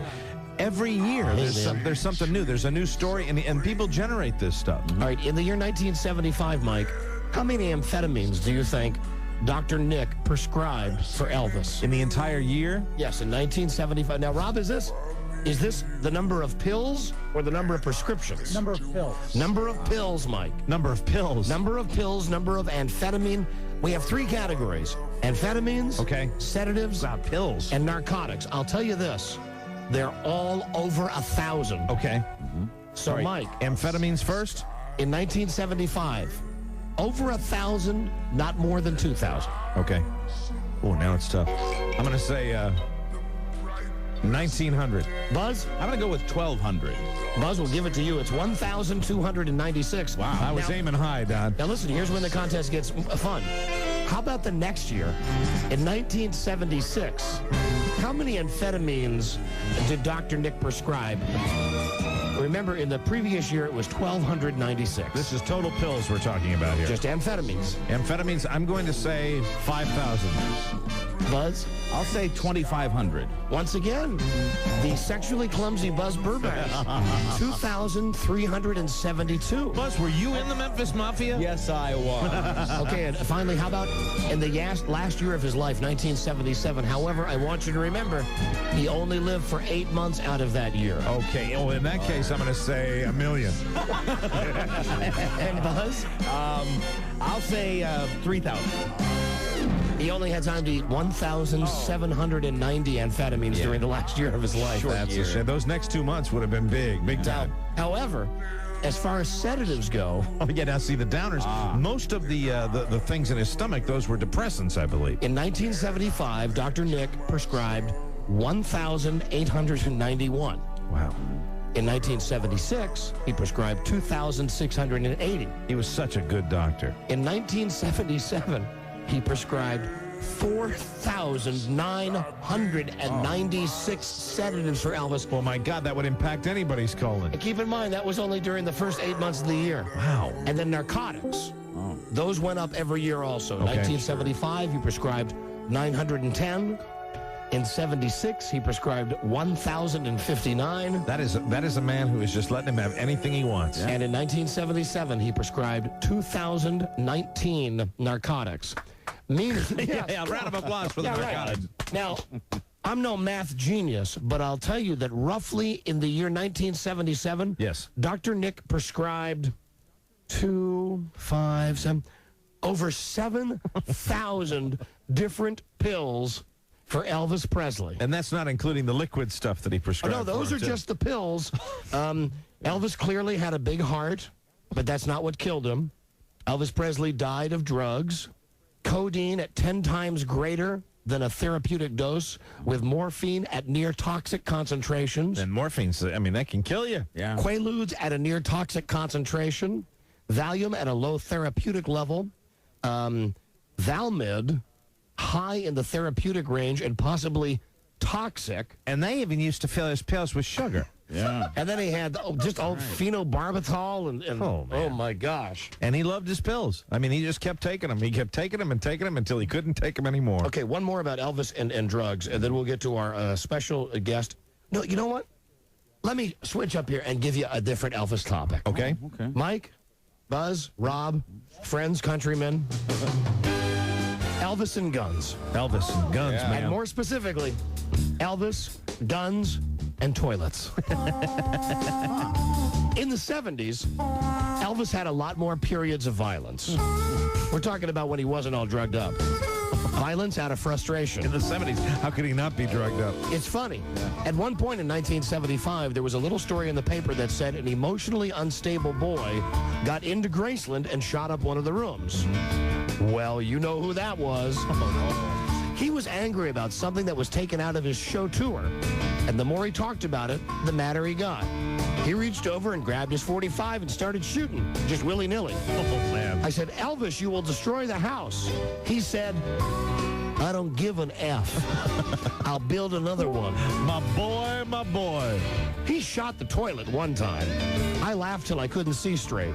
It was the funniest damn thing I'd ever seen. I got a call out at the trailer. It was pretty late at night. Whoever it was said, you better come over here. Elvis is mad and shooting his gun at his toilet. I said, okay, I'll be there in a minute. Well, water was pouring off the chandelier in the entry hall. I said, God almighty, what the hell has he done now? Although I must say this, it was beautiful. Water glistening off that glass and off the lights, too. Man, those guys, a different perspective. Yeah. I went upstairs and I went to his room. And I said, what in the world has happened? He said, I need a new goddamn commode. I said, what do you mean? He said, I never did like that black MFer. His toilet was black, see? The lever would stick. It's probably just as well. The lever would stick and the commode would run. He told them several times to get it fixed and they never did it. And the water kept running. It drove Elvis crazy. Anyway, he finally got fed up. That's one way to take care of it. And that sucker was shot all to pieces. Water was going everywhere. He also shot the ice maker in Lisa Marie's room one time because it kept making noise when he was trying to talk. Joe and me were in there, and he was telling a story, and every time he'd get to the punchline, the ice maker would make this big and drop the ice. And he got pissed about it, till he finally just pulled the gun and said, one more time, and I'm shooting that. Well, it made the noise, and he shot the hell out of it. Looky, it's an ice maker. That bullet could have been anywhere. Oh, man. The guy, he liked his guns. Elvis loved his firearms. All right, how about, a little more Elvis and guns. One day on Fergus Way, we were all in the den watching a war movie on TV. Elvis started talking about how stuff like that was done in the studio. Special effects guys, and how they did a great job of making a tub of water look like an ocean. And how they made toy ships look like real ones. That's when he got this mischievous grin on his face, and he said, let's set up our own ocean in the pool. He sent me and Richard down to the toy store to buy all the boats they had and about 12 BB guns. Nobody in the history of fame and celebrity will ever eclipse this guy. We went back to the house and put all the little boats in his pool and loaded our BB guns. Then we lined up and Elvis said, ready, aim, fire. And we blasted the hell out of those little boats. About an hour later, we started getting bored. An hour later. Yeah, it took an hour. We eased up. And Elvis said, you know what's wrong? It's too easy. We need moving targets. So he sent us back to the toy store for those little wind-up boats with batteries. And he said, get me more BB guns so I don't have to waste time stopping and reloading. The lazy Elvis. We got home and put the boats in the water. You know, how is it that every year this guy has done more stuff that I've never heard this one before. He is the great eccentric. I mean, there's nobody that touches him. We got home and put the boats in the water, and Elvis yelled, all guns poolside. Then he set a time limit. Whoever sank the most ships would be declared the best shot. Sure. Of course, Elvis bragged he was the best shot because he was in the Army. Well, the battle began, and this went on all day long. Elvis even had snacks brought down to the pool so we wouldn't have to stop our shooting to eat. Of course, man, food and guns. The neighbors must have thought we were lunatics. At some point, somebody tried to take a picture. Joe, maybe, and the flash bulb didn't go off. He picked it off the top of the camera and threw it in the pool. And everybody started shooting at it. Well, when the BB finally hit it, it flashed. Then Elvis told us, go back to the camera shop. Buy flash bulbs, man. Buy all the flash bulbs they had. Oh, man. We were standing at the cash register, and the salesman said, what what kind of film do you need to go with these? And Richard said, oh, we don't use film with them. And the guy said, I see. He watched us all the way out the door with 600 flash bulbs. Hey, he's the king of rock and roll. By the time we got back to the house, it was getting dark. We dumped all the bulbs in the pool and lined up with the rifles and cut loose. And man, that pool lit up like the 4th of July. Man, who's going to clean that pool? And I guess the donkeys weren't in it at that time. No. It never occurred to Elvis that the flash bulbs were made of glass. Yeah. And the next morning, we came out there and saw what a mess we'd made. We had this Mexican gardener, and he saw all this glass and broken plastic in the bottom of the pool and all over the yard, and he about keeled over. He couldn't speak English, but we got his message. Some of the guys cleaned up the yard, and some of us took the pool. We never did it again. Not because of the mess, because Elvis lost interest. It was fun while it lasted. Hey, man, if I pointed out I got the attention span of a 4-year-old. And it helped him release tension. If he had just stuck to BB guns from then on out.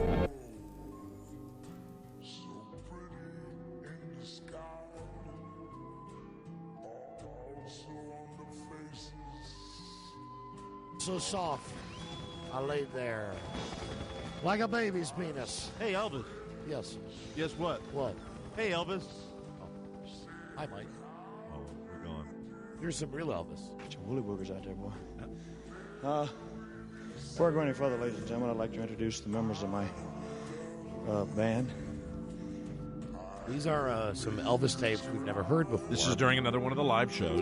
And pleased to be noting the heavy breathing. You know, this is a historic moment, though, because we finally found a member of the Memphis Mafia without a sense of humor. Yes, absolutely. Well, they usually all end up that way.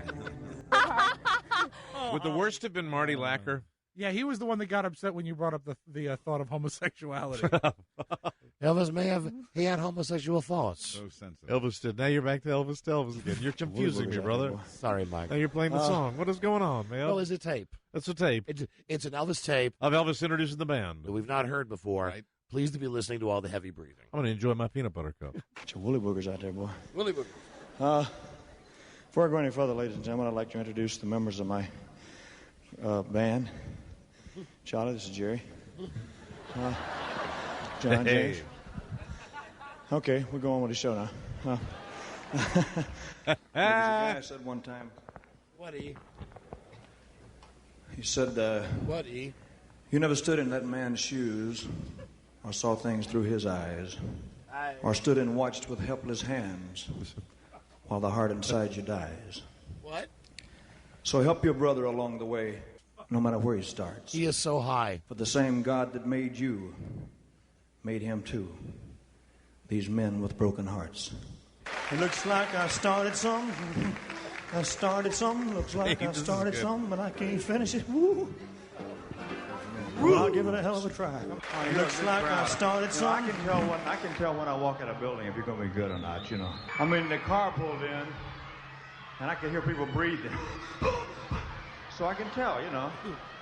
We hope you have a good time this evening. We're going to do a lot of songs, old ones, new ones, in between. You know what looks funny is these people with binoculars look like frogs to me. And then people ask me about the flash bulbs and about the lights, and I say, I can't see anything, man. I'm telling you. Okay. I'd like to tell you something. The people that got kissed, last night I kissed somebody and I caught their creeping crud. Yes, Elvis. And if I got it, honey, you got it. I don't care what you got it, honey. Sorry, I almost stepped on you. My first movie was Love Me Tender, so I'd like to sing a little bit for you. My first movie. I just said I'd like to. I don't really feel like doing it because I've done it so much before. I'm tired of it, son. You know. No, I'll do it. What did we do last night, Nick? I'd like to ask the Stamps to do a song, ladies and gentlemen. Why me, Lord? I'll tell you what I'd like to do. Yes. Now that you've had a chance to see us, I'd like to turn the house lights up so I can see you because... Hi, Elvis. Elvis! I like your peanut butter cups. He's okay. Okay, I will. I'm trying to see if I recognize anybody out there. Hi. It's a big place, man. Hi, we don't think you're on drugs. Give me one of your creepy crud scarves. There's Sam Thompson. He's mean. This next song is a very serious song, and we hope you like it. Thank you. If you buy that, you'll buy anything. You know what this song says? Now, I've done a lot of silly songs, like Hound Dog doesn't mean anything. You know? Silly songs. But this song says, oh, wella, wella, wella, hoopa, hoopa, hoopa, no go wella, had my lover. It's my favorite right here. Just a bunch of grown people on those days doing that, anyway. Walla, walla, hoopa. He is going, seriously, 1,000 miles an hour. Yep, this is performing Elvis. My God, honey. My God, honey. Ladies and gentlemen, until the next time we see you, be careful going home, and God bless you. If you haven't guessed by now, you're on television. Wow. And so don't let the lights and cameras throw you. But they are hot, I'll tell you for sure. Yeah, Look at the first song that I ever recorded. We had a guitar, electric guitar, and a bass, and that's all. Ladies and gentlemen, I'd like to introduce you to my father. He's been sick for a while, but he's doing very well. Would you say with him, Daddy? You're great tonight. Oh, dear. Is this progressive? Come here so they can see you. Is there any way to get up here? Is there any way for him to get up here? Is there any way for him to get up here? Put a chair right here. I really missed him because it's been a couple of years since he's been able to go on tour with me. He's been sick. This next song was recorded by Frank Sinatra, and it's called My Way. I don't know the words to it, so I have to read it. We'll meet you again. May God bless you. Adios. That was Adios. That's an entire concert, right? That's chopped down? Yeah, that was June 20th of 77. And he died on August 16th. And it takes him from the beginning to the end. Yeah. Mm-hmm. Adios. My daddy has been sick. Can we get a share of it on here right now because my daddy was sick for a while? When we come back, we'll get into the secret sex life of Elvis. Yeah. And I'd like to take this opportunity to thank Mr. Sam Thompson, my former bodyguard, for being on the show. But first, let's look at what made Elvis Elvis as we go to break. In the 1950s, Elvis developed a chronic foot odor problem that could not be controlled. Man, they ought to give me something good for this. Elvis had no time to do his laundry while touring, so at the end of the day, he would throw his sour-smelling socks in his suitcase. After several weeks, after about 24 rancid socks were stuffed into his luggage, he got home, handed the bag to his mom, Gladys. She opened the suitcase and nearly collapsed from the deadly stench. You know what she said, brother? What, brother? She said, I thought socks had something to do with that. Wearing a bandana over her nose. Oh, dear. And rubber gloves on her hands. She filled a large basin with water and extra soap and washed Elvis's socks. Ew! How anyone with smelly feet could not have the brains to wash and powder their feet was beyond Gladys. And she made sure Elvis knew that. Well, you know, it speaks to hygiene, like the deodorant tablets later in his life. Right. She warned Elvis never to bring her another load of putrid socks. But he did not heed the warning. The next time he brought home another load hidden in his suitcase, Gladys dumped the luggage in the curb for the garbage men to take. She was a tough lady. When Elvis complained, Gladys said he could wash the socks himself. Tough lady in cotton panties. Early the next morning, the garbage men tossed the socks into their garbage truck. Sure. You know, the little details that I forget. Elvis and his putrid feet. Elvis was my friend. I want to thank my mom for washing my putrid socks all those times. Thank you very much, Mother. Well, you know, we've got also all of the great Elvis songs, not just the tribute songs, but the other Elvis songs. Elvis songs, and you always have to pay attention when we're playing an Elvis song to make sure it is indeed the real Elvis. Like for instance, hey! Give me just a moment here. You're loading something into the machine. I wonder what that is. I'll tell you when we come back, we will get into the sex life of Elvis Presley. The sex life is quite fascinating, ladies and gentlemen. You remember this one? Should point out this is not Elvis Presley. Something stinks like stale French fries. But if he was alive today. Right here on Hot Rock 97. As you are, as a friend, as I want you to be. You know, seriously, of all the Elvis impersonators we play, I believe that is the best one. Pretty good. Here I am this now. song really, you could convince me this is Elvis. Right. Here I am right now. From Alabama.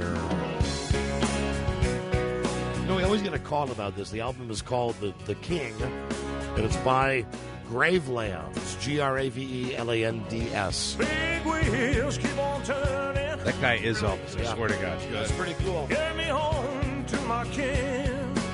Is that guy that's recording this? Yeah. Does he just do the voice, or is he a legitimate Elvis impersonator who goes out on the road? I've never been able to find anything beyond the CD. You know, He's German. I think. The funny thing when you're watching all this coverage of Memphis and they're down there and all the impersonators, all the suck impersonators are down there. If I went, I would be interested in going to a show where a guy sounded like Elvis that much. Really. The King's patented vocal styles answers the question. I found Would him. Elvis Presley be... Cool. So I'm gonna be showing you guys the pics. Hey, Mystic. Hey, That's what it is right there. I'm gonna start taking pictures of it.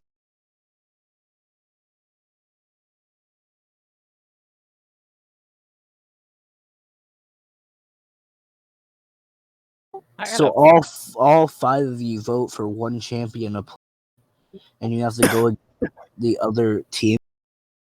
Yeah, I guess.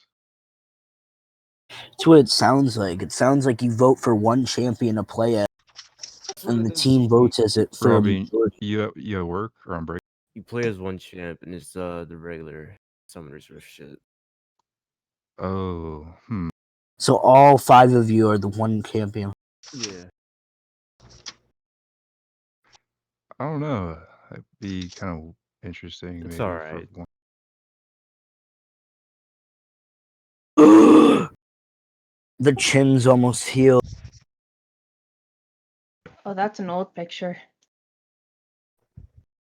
Can we get an updated photo? There was one I posted not too long ago. Is the 4-week mark one. There's not that much difference now, though. Like, now it's just like whatever, like the swelling that's there now will take months to go away.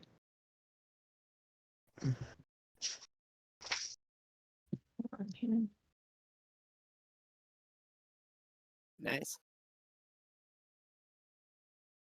I'm just gonna say this. You kind of got some small hands, not gonna lie. Me? Yeah. I have small hands, but they're very wide. Like I can see that. incredibly wide hands.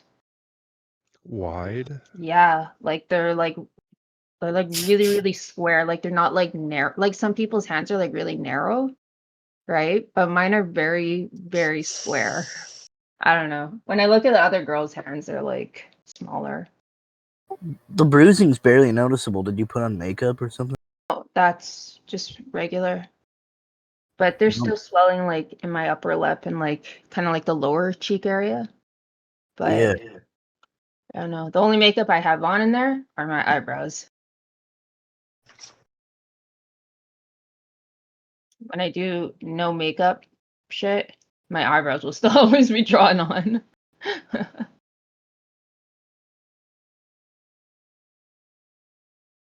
There's another thing I was going to show you.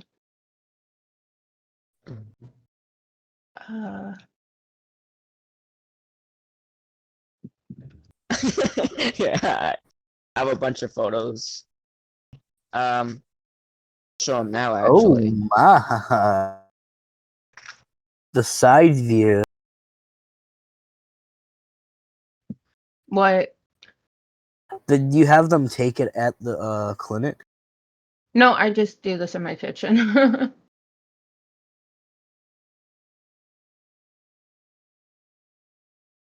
What phone do you have? Just an iPhone. But I have it set up with a tripod and shit, and That I figured that because it looks really fucking clear, like a studio level. nah.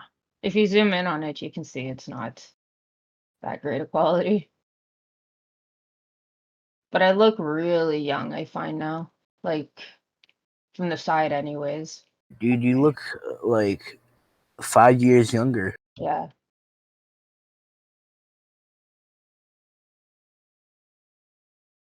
And my nose changed too. I like the way my nose looks now.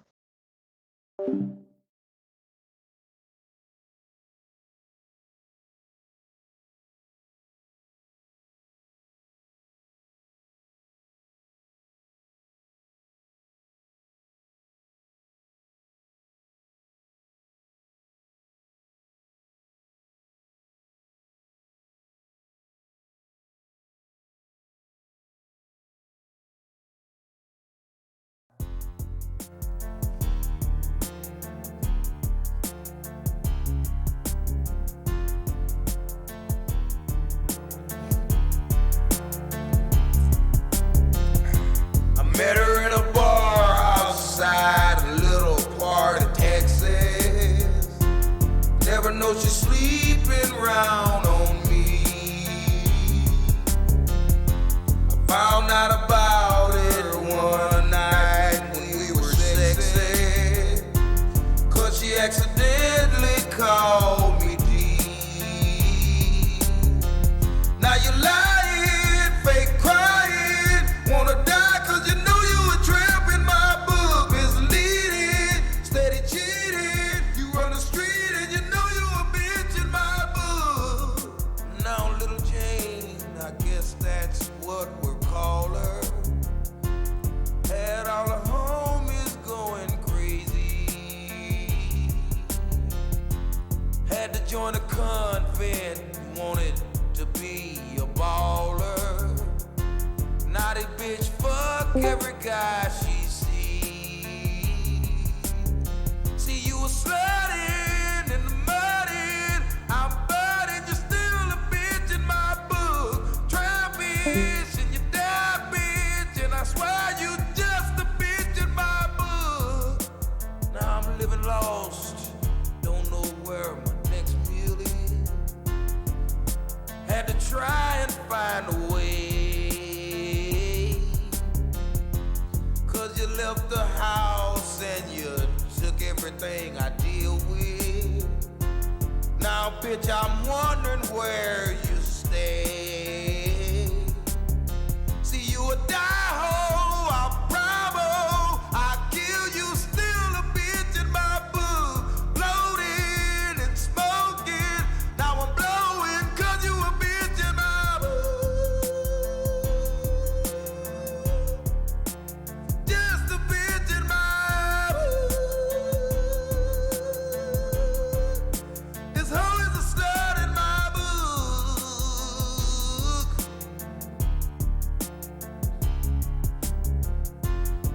Just a tramp, I'm sick and tired of meeting whores. Every time I'm walking down the street, and I'm sick and tired of always seeing closed doors. Wanna slap every tramp I meet. See you started, then you parted, now you parted, still a trap in my book. Low life, you so white, now you grow, I was still a bitch in my book. Know that I go there, I'll beat you, you still a bitch in my book. Holding these drugs. Funk, hit me up with some of that thug. Yeah, that's like that. Hit him in the chest with it. One time again in the head. With Buddy Roll, y'all. Check it out. I don't know what this world's gonna be, but I know one thing, that this is the life for me. Baby, 'cause I'm a thug. I'll take anything, Baby, 'cause I'm a thug. wouldn't change for the world. 'Cause I'm a thug. That's right, you know. Baby, 'cause I'm a thug. I'm hot, oh yeah. Check it out. Could it be my bag of jeans and my gold teeth that make me different from y'all? Ain't tripping, dog, but listen, dog, I was raised a little different, y'all. Doing my thing, using my ghetto slang, and I'm representing thug. She's who I roll with, watch them niggas that gon' love this. Niggas who I don't bun, on the run, they got 10 years on parole. If you can't say it, dog, I'ma say it for y'all. Motherfuck the po-pos, fuck the judge, the COs, fuck the DA and POs, fuck the family of the victim, witness, and stitching assholes, nigga. I don't know what this world's gonna be, but I know one thing, that this is the life for me. Baby, 'cause I'm a thug. I'll take anything, Baby, 'cause I'm a thug. wouldn't change for the world. 'Cause I'm a thug. That's right, you know. Baby, 'cause I'm a thug. I'm hot, oh yeah. Check it out. See, I'm so tight. Niggas be like, that nigga got so many hoes. And I know he got clout. Look at his mouth. That nigga got so many goals. Tell a nigga hoes. There's something up with that nigga. Bitch, I've been watching you, watching him. You must wanna fuck this nigga. My name alone been known to break up happy homes. No disrespect, dog, but you ain't had no business even answering her phone. If your ass was home, then me and her could've been getting it on. And it could've been hitting the right cause ever since the night she been hitting the phone. She want a thug. I don't know what this world's gonna bring, but I know one thing, that this is the life for me. Baby, cause I'm a thug. All day, every day. Baby, cause I'm a thug. Wouldn't change for the world. Cause I'm a thug. That's right, you heard. Baby, cause I'm a thug. I'm hot, oh yeah. Check it out. Since y'all niggas wanna smoke blunts, poke guns, I'ma show you how to thug it, dog. Give me a half a pill and some Zephyrs, and I'm like, fuck it, dog. As long as my ecstasy got the best of me, and none of you niggas ain't stressing me. I got one request in this bitch, and you can have the rest of this shit. If a nigga drop some shit that's whack as hell and don't make no damn sense, take it back, talk about it, and tell your dog don't even buy that shit. And I don't care who he is, away from, I represent thug shit. And you ain't gotta give me my props and nominate me, cause damn it, I love this. I don't know what this world's gonna bring, but I know one thing, that this is the life for me. Baby, cause I'm a thug. All day, every day. Baby, cause I'm a thug. Wouldn't change for the world. Cause I'm a thug. That's right, you heard. Baby, cause I'm a thug. I'm hot, oh yeah. Check it out. I don't know what this world's gonna bring, but I know one thing, that this is the life for me. Baby, cause I'm a thug. All day, every day. Baby, cause I'm a thug. Wouldn't change for the world. Cause I'm a thug. That's right, you heard. Baby, cause I'm a thug. I'm hot, oh yeah. Check it out.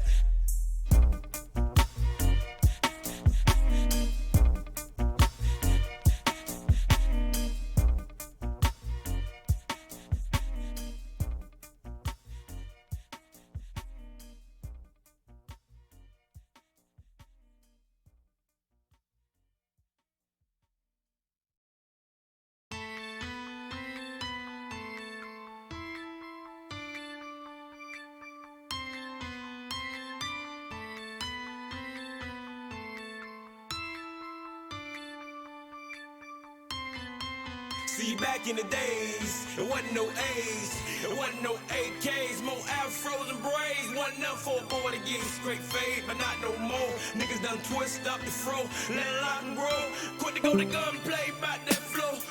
Nigga, you don't know. And I'm thinking about when, around the time I was 10, and way before the pen. The worst thing I ever remember seeing was a boy get his whole head bashed in, but now they getting blown off, whole chest torn off, whole block roped off. Two clips in his high, so fuck around, running off at his damn mouth. Yeah, back in the days, it wasn't by fame, cause it wasn't by the name and it wasn't no thing. To kill a nigga and do the rest of your life in the chain game, but shit done changed. And I know it seems strange, but I'ma maintain.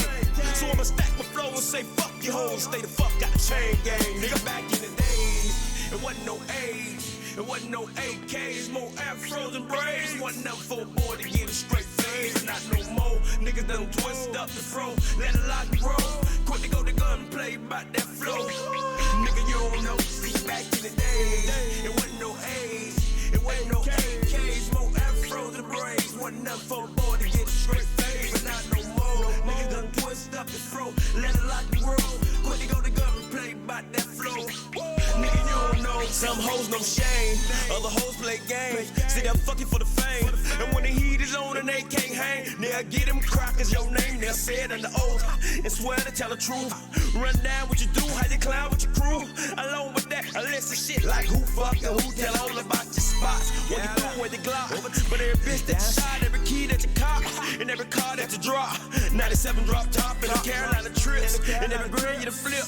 Time of day when you dip, every deal you done deal, and every crib you done built. With no motherfucking guilt. Back in the days, it wasn't none of this. You compare fist to snitch, it just go to show the fuck niggas slimy hoes made the world flip the script. Back in the days, it wasn't no AK, no AK. Back in the days, back in the days, back in the days, let it lock the road. It wasn't no AK, back in the days, nigga you don't know. Back in the days, it wasn't no AKs in the days, back in the days. See, back back in the days, all pimps got paid, and all hoes got slayed, a lot of money got saved, and every player had a maid. In the day, we been slaves before then, boys and maids before then, way before then, raising poor men with no choice, way before then. But now shit done changed, I mean your niggas done came, you done took our name, we done peeped y'all game, you done overlooked our pain, man, and we ain't trying to be friends, you weren't trying back then, had a problem with the skin, got together with your clan, and seen a young pro-black man straight to the pen. You had beef with the blacks, but now the blacks got the gats. So if you cracker talk, slick his ass gon' get whacked, and you can bet that. See, nigga, back in the days, I was young and afraid, so dumb in a way, I was trapped in a maze, locked up in a cage. So hey, be back in the days, it wasn't no A's, it wasn't no AKs, more afros and braids, wasn't nothing for a boy to get straight fade, but not no more. Niggas done twist up the fro, let a lot grow. Quick to go to gunplay about that flow. Nigga, you don't know. See, back in the days, it wasn't no A's, it wasn't no 8Ks, more afros and braids. Wasn't nothing for a boy to get straight fade, but not no more. Niggas done twist up the fro, let a lot grow. Quick to go to gunplay about that flow. War, nigga, you don't know. See, back in the days, in the days, in the days, it wasn't no 8Ks. Back in the days, in the days, in the days, it wasn't no A's. Back in the days, in the days, it wasn't no 8Ks. In the days, in the days, in the days, it wasn't no A's. Back in the days, there wasn't no A's, wasn't no 8Ks. In the days, wasn't no A's, wasn't no A's. Back in the days, in the days, in the days, back in the days, back in the days, back in the days, back in the days. But now a lot of shit done changed. A lot of shit done changed. Hey, cue that shit at the verse next time, all right?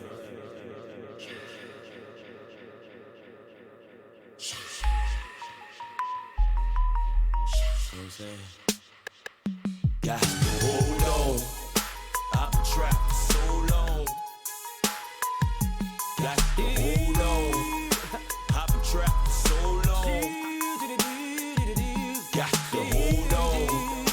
I've been trapped for so long. Got to hold on. See, marijuana got me coping with my problems. And Hennessy got me hoping I can solve them. My baby mama full of drama trying to star me. But unlike my old sorry ass father, I try harder. My baby raised a hater daddy. Her made me play her hating, wishing that she had me. She hate to see me on the street and still on my feet. Better yet, this bitch wish them crackers had me. See, everybody wants to hustle, but don't nobody wants to suffer. Nobody wants to die, cause they all busters and suckers. Ain't never gonna have nothing, cause they be fucking. Gotta sacrifice the time for every dime they be wanting, and believe me, being a thug, it ain't that easy. I once was a fool, but see, they had to free me. I'm a recovered man, but still they ain't respecting me. Trying to get the best of me, constantly stressing me. Hold on, see, you must be strong. Got to hold on. I've been trapped for so long. No, no. Got to hold on. I've been trapped for so long. Got to hold on. I've been trapped for so long. See, Big Daddy gave her diamond rings. He introduced her to the finer things. Look, Doc started buying the things. Minded things for the small change. And had her off the chain. And it's an awful thing. She ain't even cost a thing. Even though I'm thugged out. She loved high. I did wrong for so long. But still got by. See, thug money got blood on it. Plus a little residue. Boy, I'm telling you, I put my wood on it. I lost a homie in the struggle ride. And just the other night, some brother tried to take my dog's life. Attempt the homicide. They outside and they gon' let them ride.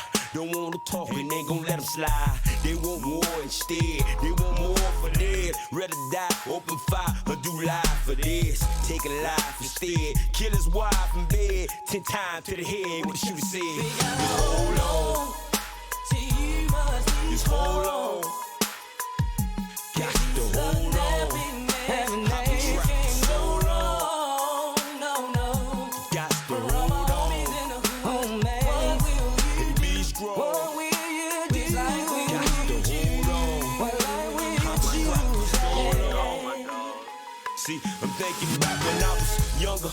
I used to hustle in the summer, no time for crying, had to help my mama. Anytime and any weather, whatever's clever, and hardly ever never had to step and get my shit together. I left some homies in the pen and reason being, see every man got his own sin, but I'ma always remember y'all, cause after all, y'all still my dog, and when you jump, we can still ball. My nigga Ronnie, Lil Willie, and Fat Fred, Big Black, my dog Sparky, and Lil Ed. It be times like this, I sit around like this, crying about this, thinking why my clique gotta go and die like this. No ducking, no fear nothing, hearing nothing, staying rich but bugging. We call it thugging, but don't be thugging for nothing. Own something, do for your kids and your mama. Say the drama, young nigga, hold on. See, you must be strong. This love and happiness. I've been trapped so long. No. Just hold on. I've been trapped for so long. Which life will got you to hold on. Just hold on. Nah, it ain't no time for no suicidal shit, nigga. Why you still thinking you a thug? Gordon Hayward shows his opponents no mercy. No, seriously, he's like ridiculously competitive.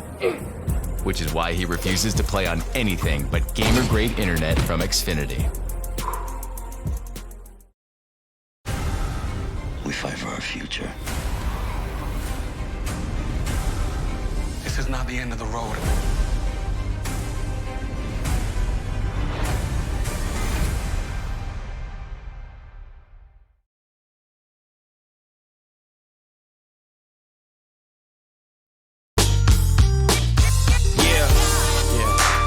This is one of those things when you put it together, you make gumbo.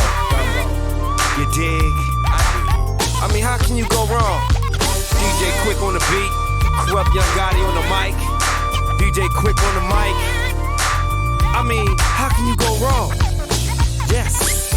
I'ma hit you right off of the intro. I don't need rap, I'm a pimp, so I'm conflicted. Cause I can't put hoes on the track, that's contradicting. And even though I don't win no Grammys, I still get love in the streets from the pappies and mammies. I'll be damned they ain't family. They treat me like I flunked out of Grambling, but they happy that I went on a scholarship, goddamn me. I know you love me if you feel this. I'm not a rapper, I'm a realist. And I came back just to get you on track like Metro. Set the stage on fire, gallon of petrol. Get it on.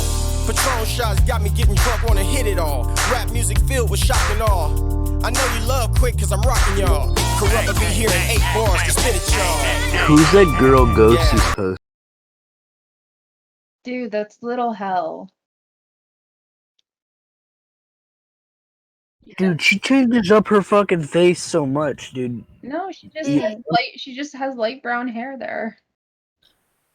Bro, like her hair changed.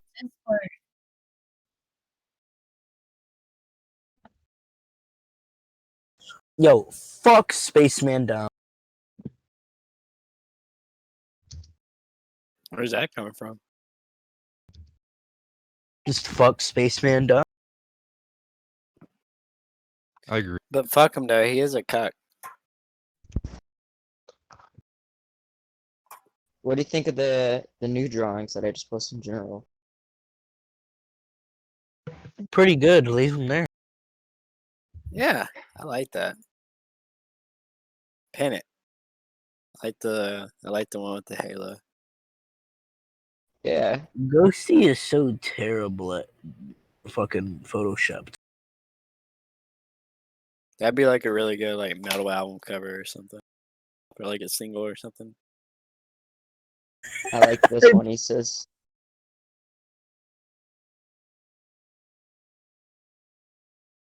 He says, go, get the heck out of here. I'm gonna get the fuck up out of here. Fuck this shit up. Yeah. I don't know what the fuck just happened, but I don't really care. Yeah, I'm gonna get the All fuck. right, guys, we're good. Robin, what were you saying about the DX Discord? Did it get like terminated or something? It's gone. Hmm. Damn. Yeah, it's gone. Lil Hell said Vernon went crazy.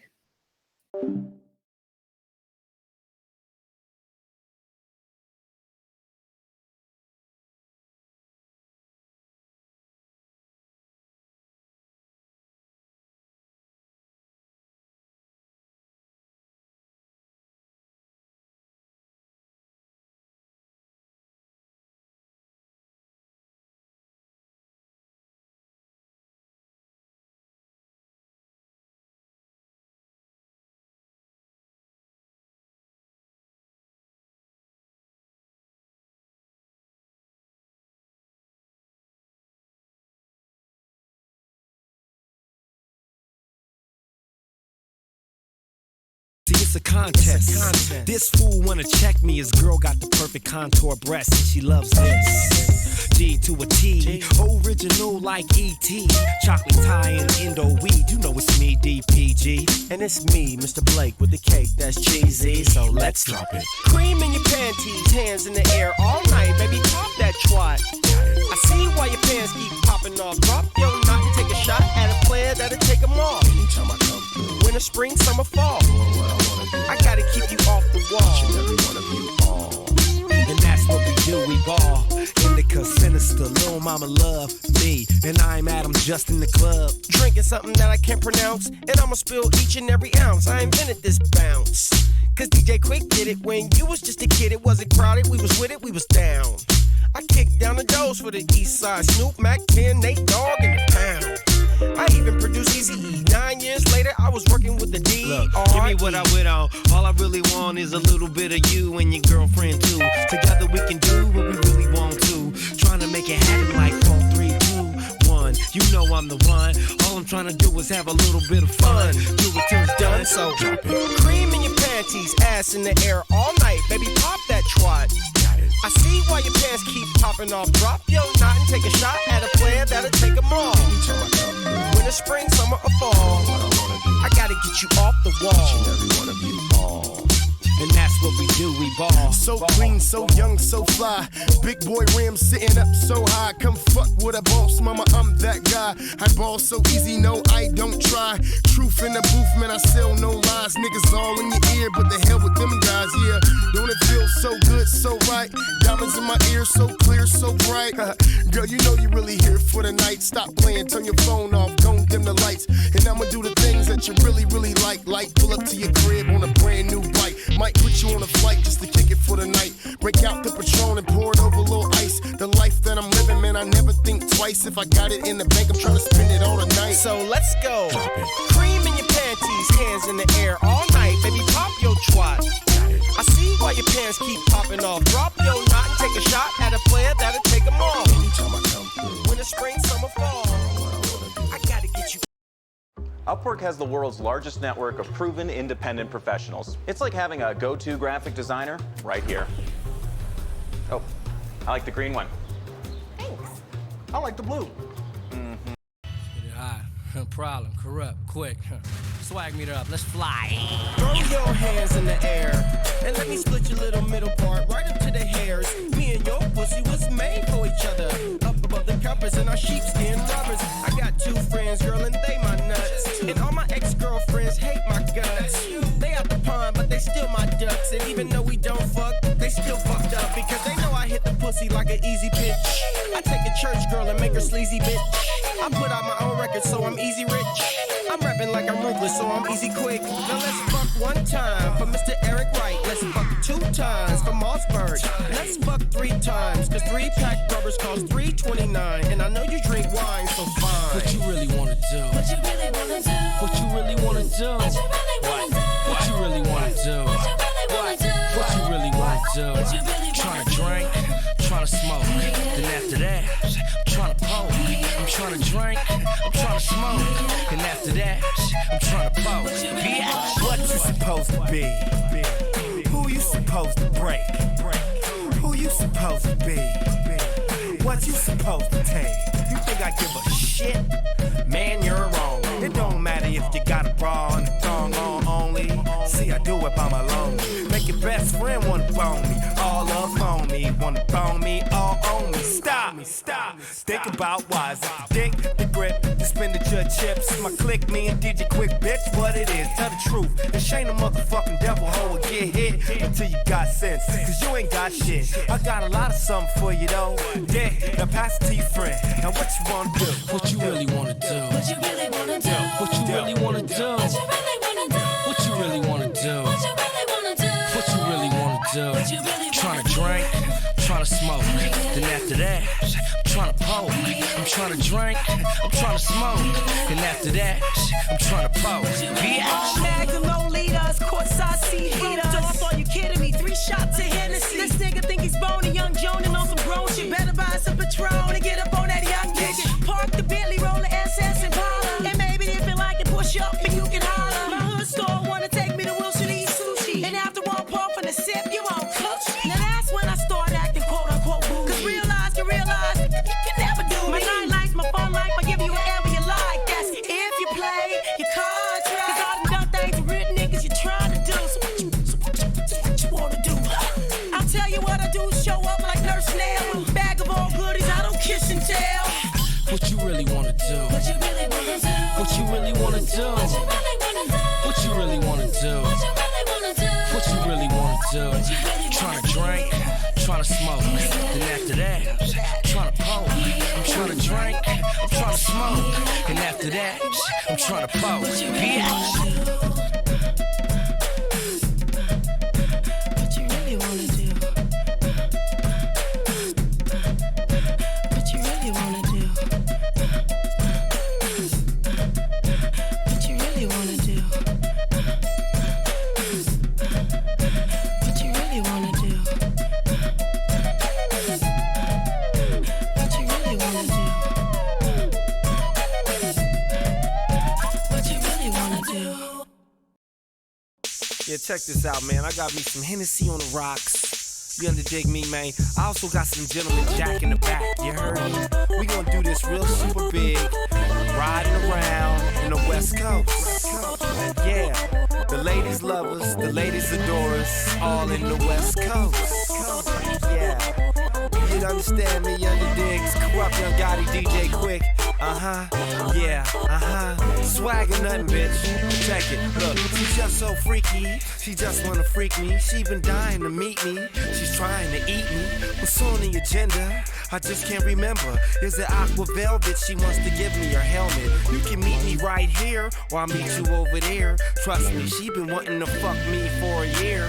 Glad you can make it. Now take your time and relax. Kick back and elevate your mind. See, smoke on this bomb. It's the bomb and wine. Cause I've been trying to get at you for quite some time. Now your body and your mind help inspire my rhymes. It inspires me to find different styles and designs that I design every time me and you intertwine. By the end of the night, I'm hitting that from behind. In the back, in the lack, I'm hitting that from behind. I like the way that you make your booty clap from behind.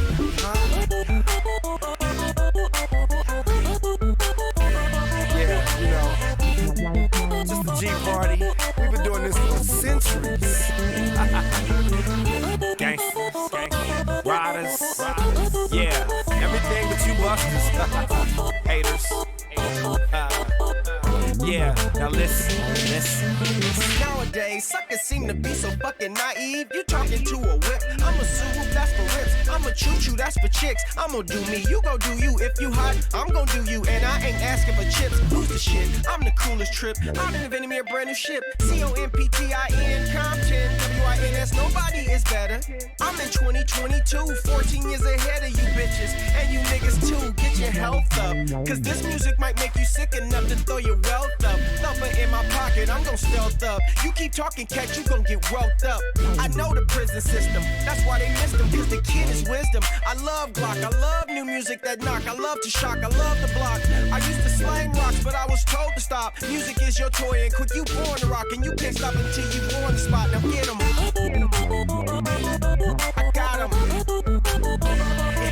She's singing.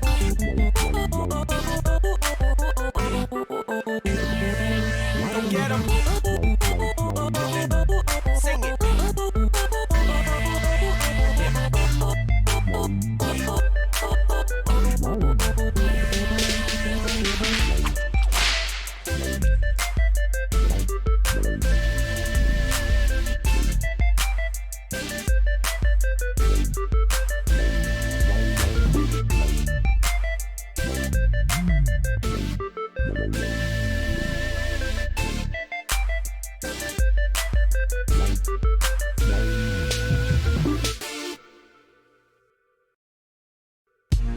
This dedicated to all y'all scandalous ass, dusty ass, broke ass, bust ass niggas. Bitch niggas, punk bitches, fuck y'all, then fuck y'all. Always talk shit. Bitch niggas, punk bitches, fuck y'all. You and all, I'm like fuck you. You ain't never been shit, never was shit. Fuck it, the way I was taught was never trust shit, especially this funny style, funny looking bitch nigga here. I'ma tell you so fast, so quick, nigga, if you say another word, that's it. I'ma slap him like the bitch that he is, then I'ma turn around and slap the bitch that he with. I ain't never understood your type. You know you wanna be a boss, we cut from a different cloth. They never thought me and quick could get it together. Keep it crippin' while I dip and sip and spit it together. Fuck y'all. Y'all ain't saying nothing. Y'all niggas is frontin'. Fuck y'all. Bitch niggas. Fuck y'all. Fuck bitches. Fuck y'all. Fucking snitches. Fuck y'all. Coward niggas. Always poppin' something. We all gon' come back dumpin'. Fuck y'all. Bitch niggas. Fuck y'all. Fuck bitches. Fuck y'all. Fuck y'all. Fuck y'all. Yeah, all put together. Compton built me with an Einstein brain. We live in Southern California where you gotta make it rain. And if you jump, I help you reconstruct the crash of the plane. To survive, you gotta embrace pain. Cause pain tells you that you need to get right with yourself. So when you do, replace the pain with wealth. And even though the money can't buy you health, you be eating right for telling them just how you felt. I sleep in a mirrored room, worthy of an emperor. I only get a temper when I'm talking to the simpletons. Give me patience, I deal with mental patience. I see you as a dunce, but I haven't said it once. Y'all ain't saying nothing. Always talking shit. Y'all niggas is frontin'. Fuck y'all. Fucking snitches. Fuck y'all. Coward niggas. Fuck y'all. Hate bitches. Fuck y'all. Fuck y'all. Always poppin' something. We all gon' come back dumpin'. Fuck y'all. Bitch niggas. Fuck y'all. Punk bitches. Fuck y'all. Fuck y'all. Fuck y'all. You and all. Hey, we let it go, but you gotta get it though. Corrupt is the venom, and quick is the antidote. Even though your man is slow and can't keep the tempo, yo, I'm keeping it simple. I'm stuck to this instrumental, so bounce. We in your city making all our rounds. We get the dollars, euros, yen, and pounds. We stand on top of the couches. We like those girls without pouches and those braces and the slouches. So now, we like to challenge y'all to all get down, but all together like couples to the sound. Don't wanna hear no rebuttal. Think of the music as the tracks and your body's the shuttle. Take off, blast off in the sky too high. My bad, I ain't mean to make you mad. Cadillac on threes, old school on D's, make you shiver. If you try to take mines on my own, I deliver these cannonball runs through your window, through the kinfolk, through your liver. Listen and I tell you how I'm feeling. Fuck y'all. AMG, K&D, why y'all names all rhyme and mine don't? Cause I got it and y'all won't. I'm the quickster, I'm the phone. I be banging in the trunk. All the bitches wanna fuck me cause they know I ain't no punk. I'ma tell you niggas once and for all, dagnabbit. If you can't see me with it, then you can never have it. So fuck y'all. Nice palm trees. Beautiful. I'm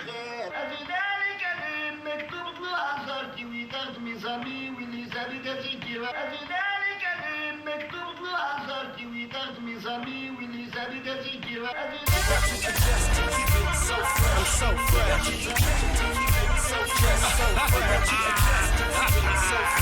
Oh man. I'm so fresh. Yeah, they thought it was. I'm so fresh. I'm just so fresh. Hey, come here, little mama. Hey, come here. I'm the Chris Angel of beats, David Blaine on the rhyme. So stop scheming on mine, get your asses in line. Because hip-hop is the music of the devil. So go and bring a beat machine, but don't forget your shovel. And be prepared to lose your lust for sleep. Because vampires and fires are the company you'll keep. Don't be scared, they gon' disrespect you. They gon' call you weird, but you just might be the last nigga here. See, I ain't afraid of death, it's not living that kills me. And punk niggas that pop, they mouth off that soul ills me. Gossip like a lady, but you're the only bitch in the man's urinal. You're a nerd, you're no pro, you're a scoundrel. You're the one we all avoid, so let's get back to this party and don't be so paranoid. I'm the keeper of the key to all creativity, and I will give you writer's block if you abandon me. Hey playa, can I holler with you? We all dressed up, ain't got nothing to do. Me and my girls wanna slide through there. Is that alright? Why not? Is that alright? Hey playa, can I holler with you? You know what we drink and we pop some too. Me and my girls wanna come on through. Is that alright? Is that alright? When the festival and the nightlife begins. I'm sure the more she sees me, she'll begin to adore the sky view, the soar we soar in. I'm sure the more she sees me, the more in I am. From now until the morning, I'm in the morning, soaring cloud 9. She got two sides like Gemini's. I'm high, living my life, I'm hella high, I'm fine, and it's time. See, I'm nothing but a fool, I'm cool and doing whatever I wanna be doing. You and me and you and my big homie DJ Quick. Your friend is so thick, give her to my let's dip, let's do it. Brazilian atmosphere without a brassiere. Bring those big old bitties over here. Then she said, Hey player, can I holler at you? We all dressed up, ain't got nothing to do. Me and my girls wanna slide through there. Is that alright? Why not? Is that alright? Hey player, can I holler at you? We know what we drink and we fuck some too. Yeah. Me and my girls wanna come on through. Is that alright? Is that alright? the more I think about it, the more I gotta laugh. I'm having the time of my life, I'm living the life that I like. In case you didn't know, the sky's grabbable. I'm too far away from the ground to come down. With eyes like Rihanna, face like Paula, patent sensual as the Latins. Girl, what's happening? It's just me, that's myself, I am I. I'm digging you and me, why not? Not why. And I'm the voice of great antiquity. I'll stop you at the gate and present you with nightmares of all the things you hate. Remove you from who you love. I'll keep you trapped in your mind, unable to find the drawstrings to the blinds and let your light shine through. You might slide through, but believe me, I might find you. I'll make the sun quicker. Your poison is my liquor. I'm that much quicker. Hey player, can I holler at you? What's up? We all dressed up, ain't got nothing to do. Yeah. Me and my girls wanna slide through there. Is that alright? Why not? Is that alright? Not why. Hey player, can I holler at you? Come on. You know what we drink and we fuck some too. Come on. Me and my girls wanna come on through. Is that alright? Why not? Is that alright? Not why.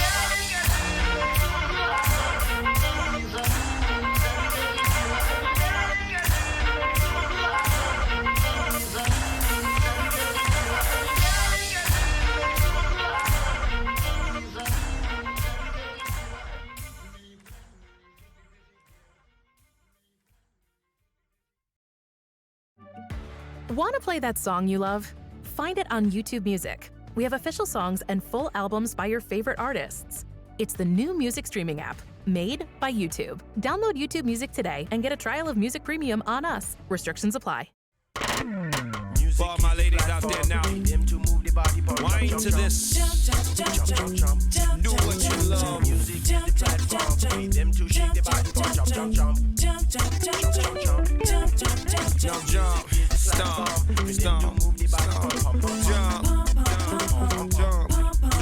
Now jump, stomp, stomp,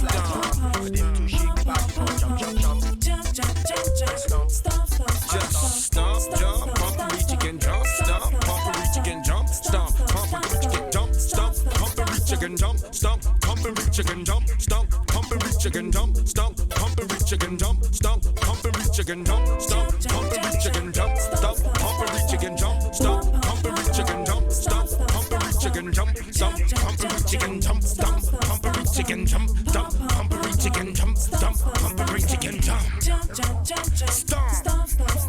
jump, stomp, pump and reach again, jump, stomp, pump and reach again, jump, stomp, pump and reach again, jump, stomp, pump and reach again, reach, stop, jump, stomp, pump and reach again, jump, stomp, pump and reach again, jump, stomp, pump and reach again, jump, stomp, pump and reach again, jump, stomp, pump and reach again, jump, stomp, pump and reach again, jump, stomp, pump and reach again, jump, stomp, pump and reach again, jump, stomp, pump and reach again, jump, stomp, pump and reach again, jump, stomp, pump and reach again, jump, stomp, pump and reach again, jump, stomp, pump and reach again, jump, jump, jump, stop, stop.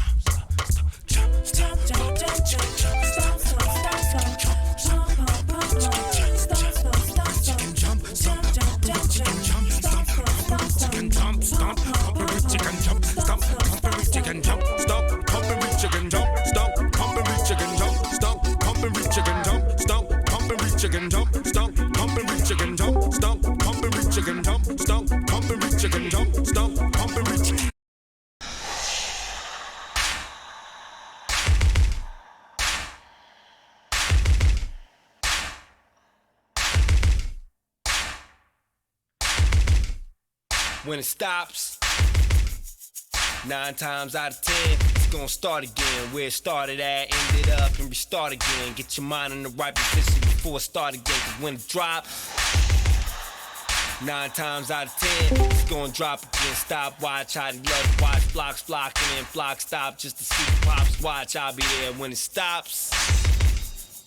9 times out of 10, it's gonna start again. Where it started at, ended up, and restart again. Get your mind in the right position before it start again. Cause when it drops, 9 times out of 10, it's gonna drop again. Stop, watch, how they love to watch. Flocks flocking and flock stop just to see the pops watch. I'll be in rare motion. Cause I be in rare motion. Get your calculator to calculate this. Difficult as calculus, and it's just us, me and Quick. So sick, so fast, so quick. Music work bricks, treated like we on the strip.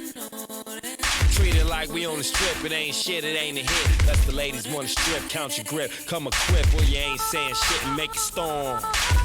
Or make it rain, make a hurricane, typhoons, tycoons, I assume delusions, illusions like mushrooms. Get it now, pretty soon, radiated mushrooms. Radiate entire rooms, go bananas, baboons, just stop. 9 times out of 10, it's gonna start again. Where it started at, ended up, and restart again. Get your mind in the right position before it start again. Cause when it drops, 9 times out of 10, it's gonna drop again. Stop, watch, how they love to watch. Flocks flocking and flock stop just to see the pops watch. I'll be there when it stops. 14 350s around the clock, pop around the block, around the whole circumference in abundance, fit like Ted Bundy. Jed Ned Bundy, you'll take all I have from me. Toil, turmoil, I bounce back like bungees. You'll get thrown away like sponges. Don't talk to me no more about my motherfucking money. Cannonball, run them up, run them up. Running up, summing up the whole confrontation. Waiting, my patience is aching. I sum it up. Coming up is such a weight, the impatience. Dumbing up to fuck it up. Look, I sum it up, just stop. 9 times out of 10, you have to dump again. When you're gunning up to get what you want, have to dump again. Just to keep it or to get some more, store the pump again, just pop. 9 times out of 10, it's gonna start again. Where it started at, end it up, and restart again. Get your mind in the right position before it start again. When it drop, 9 times out of 10, it's gonna drop again. Stop, watch, how they love to watch. Fly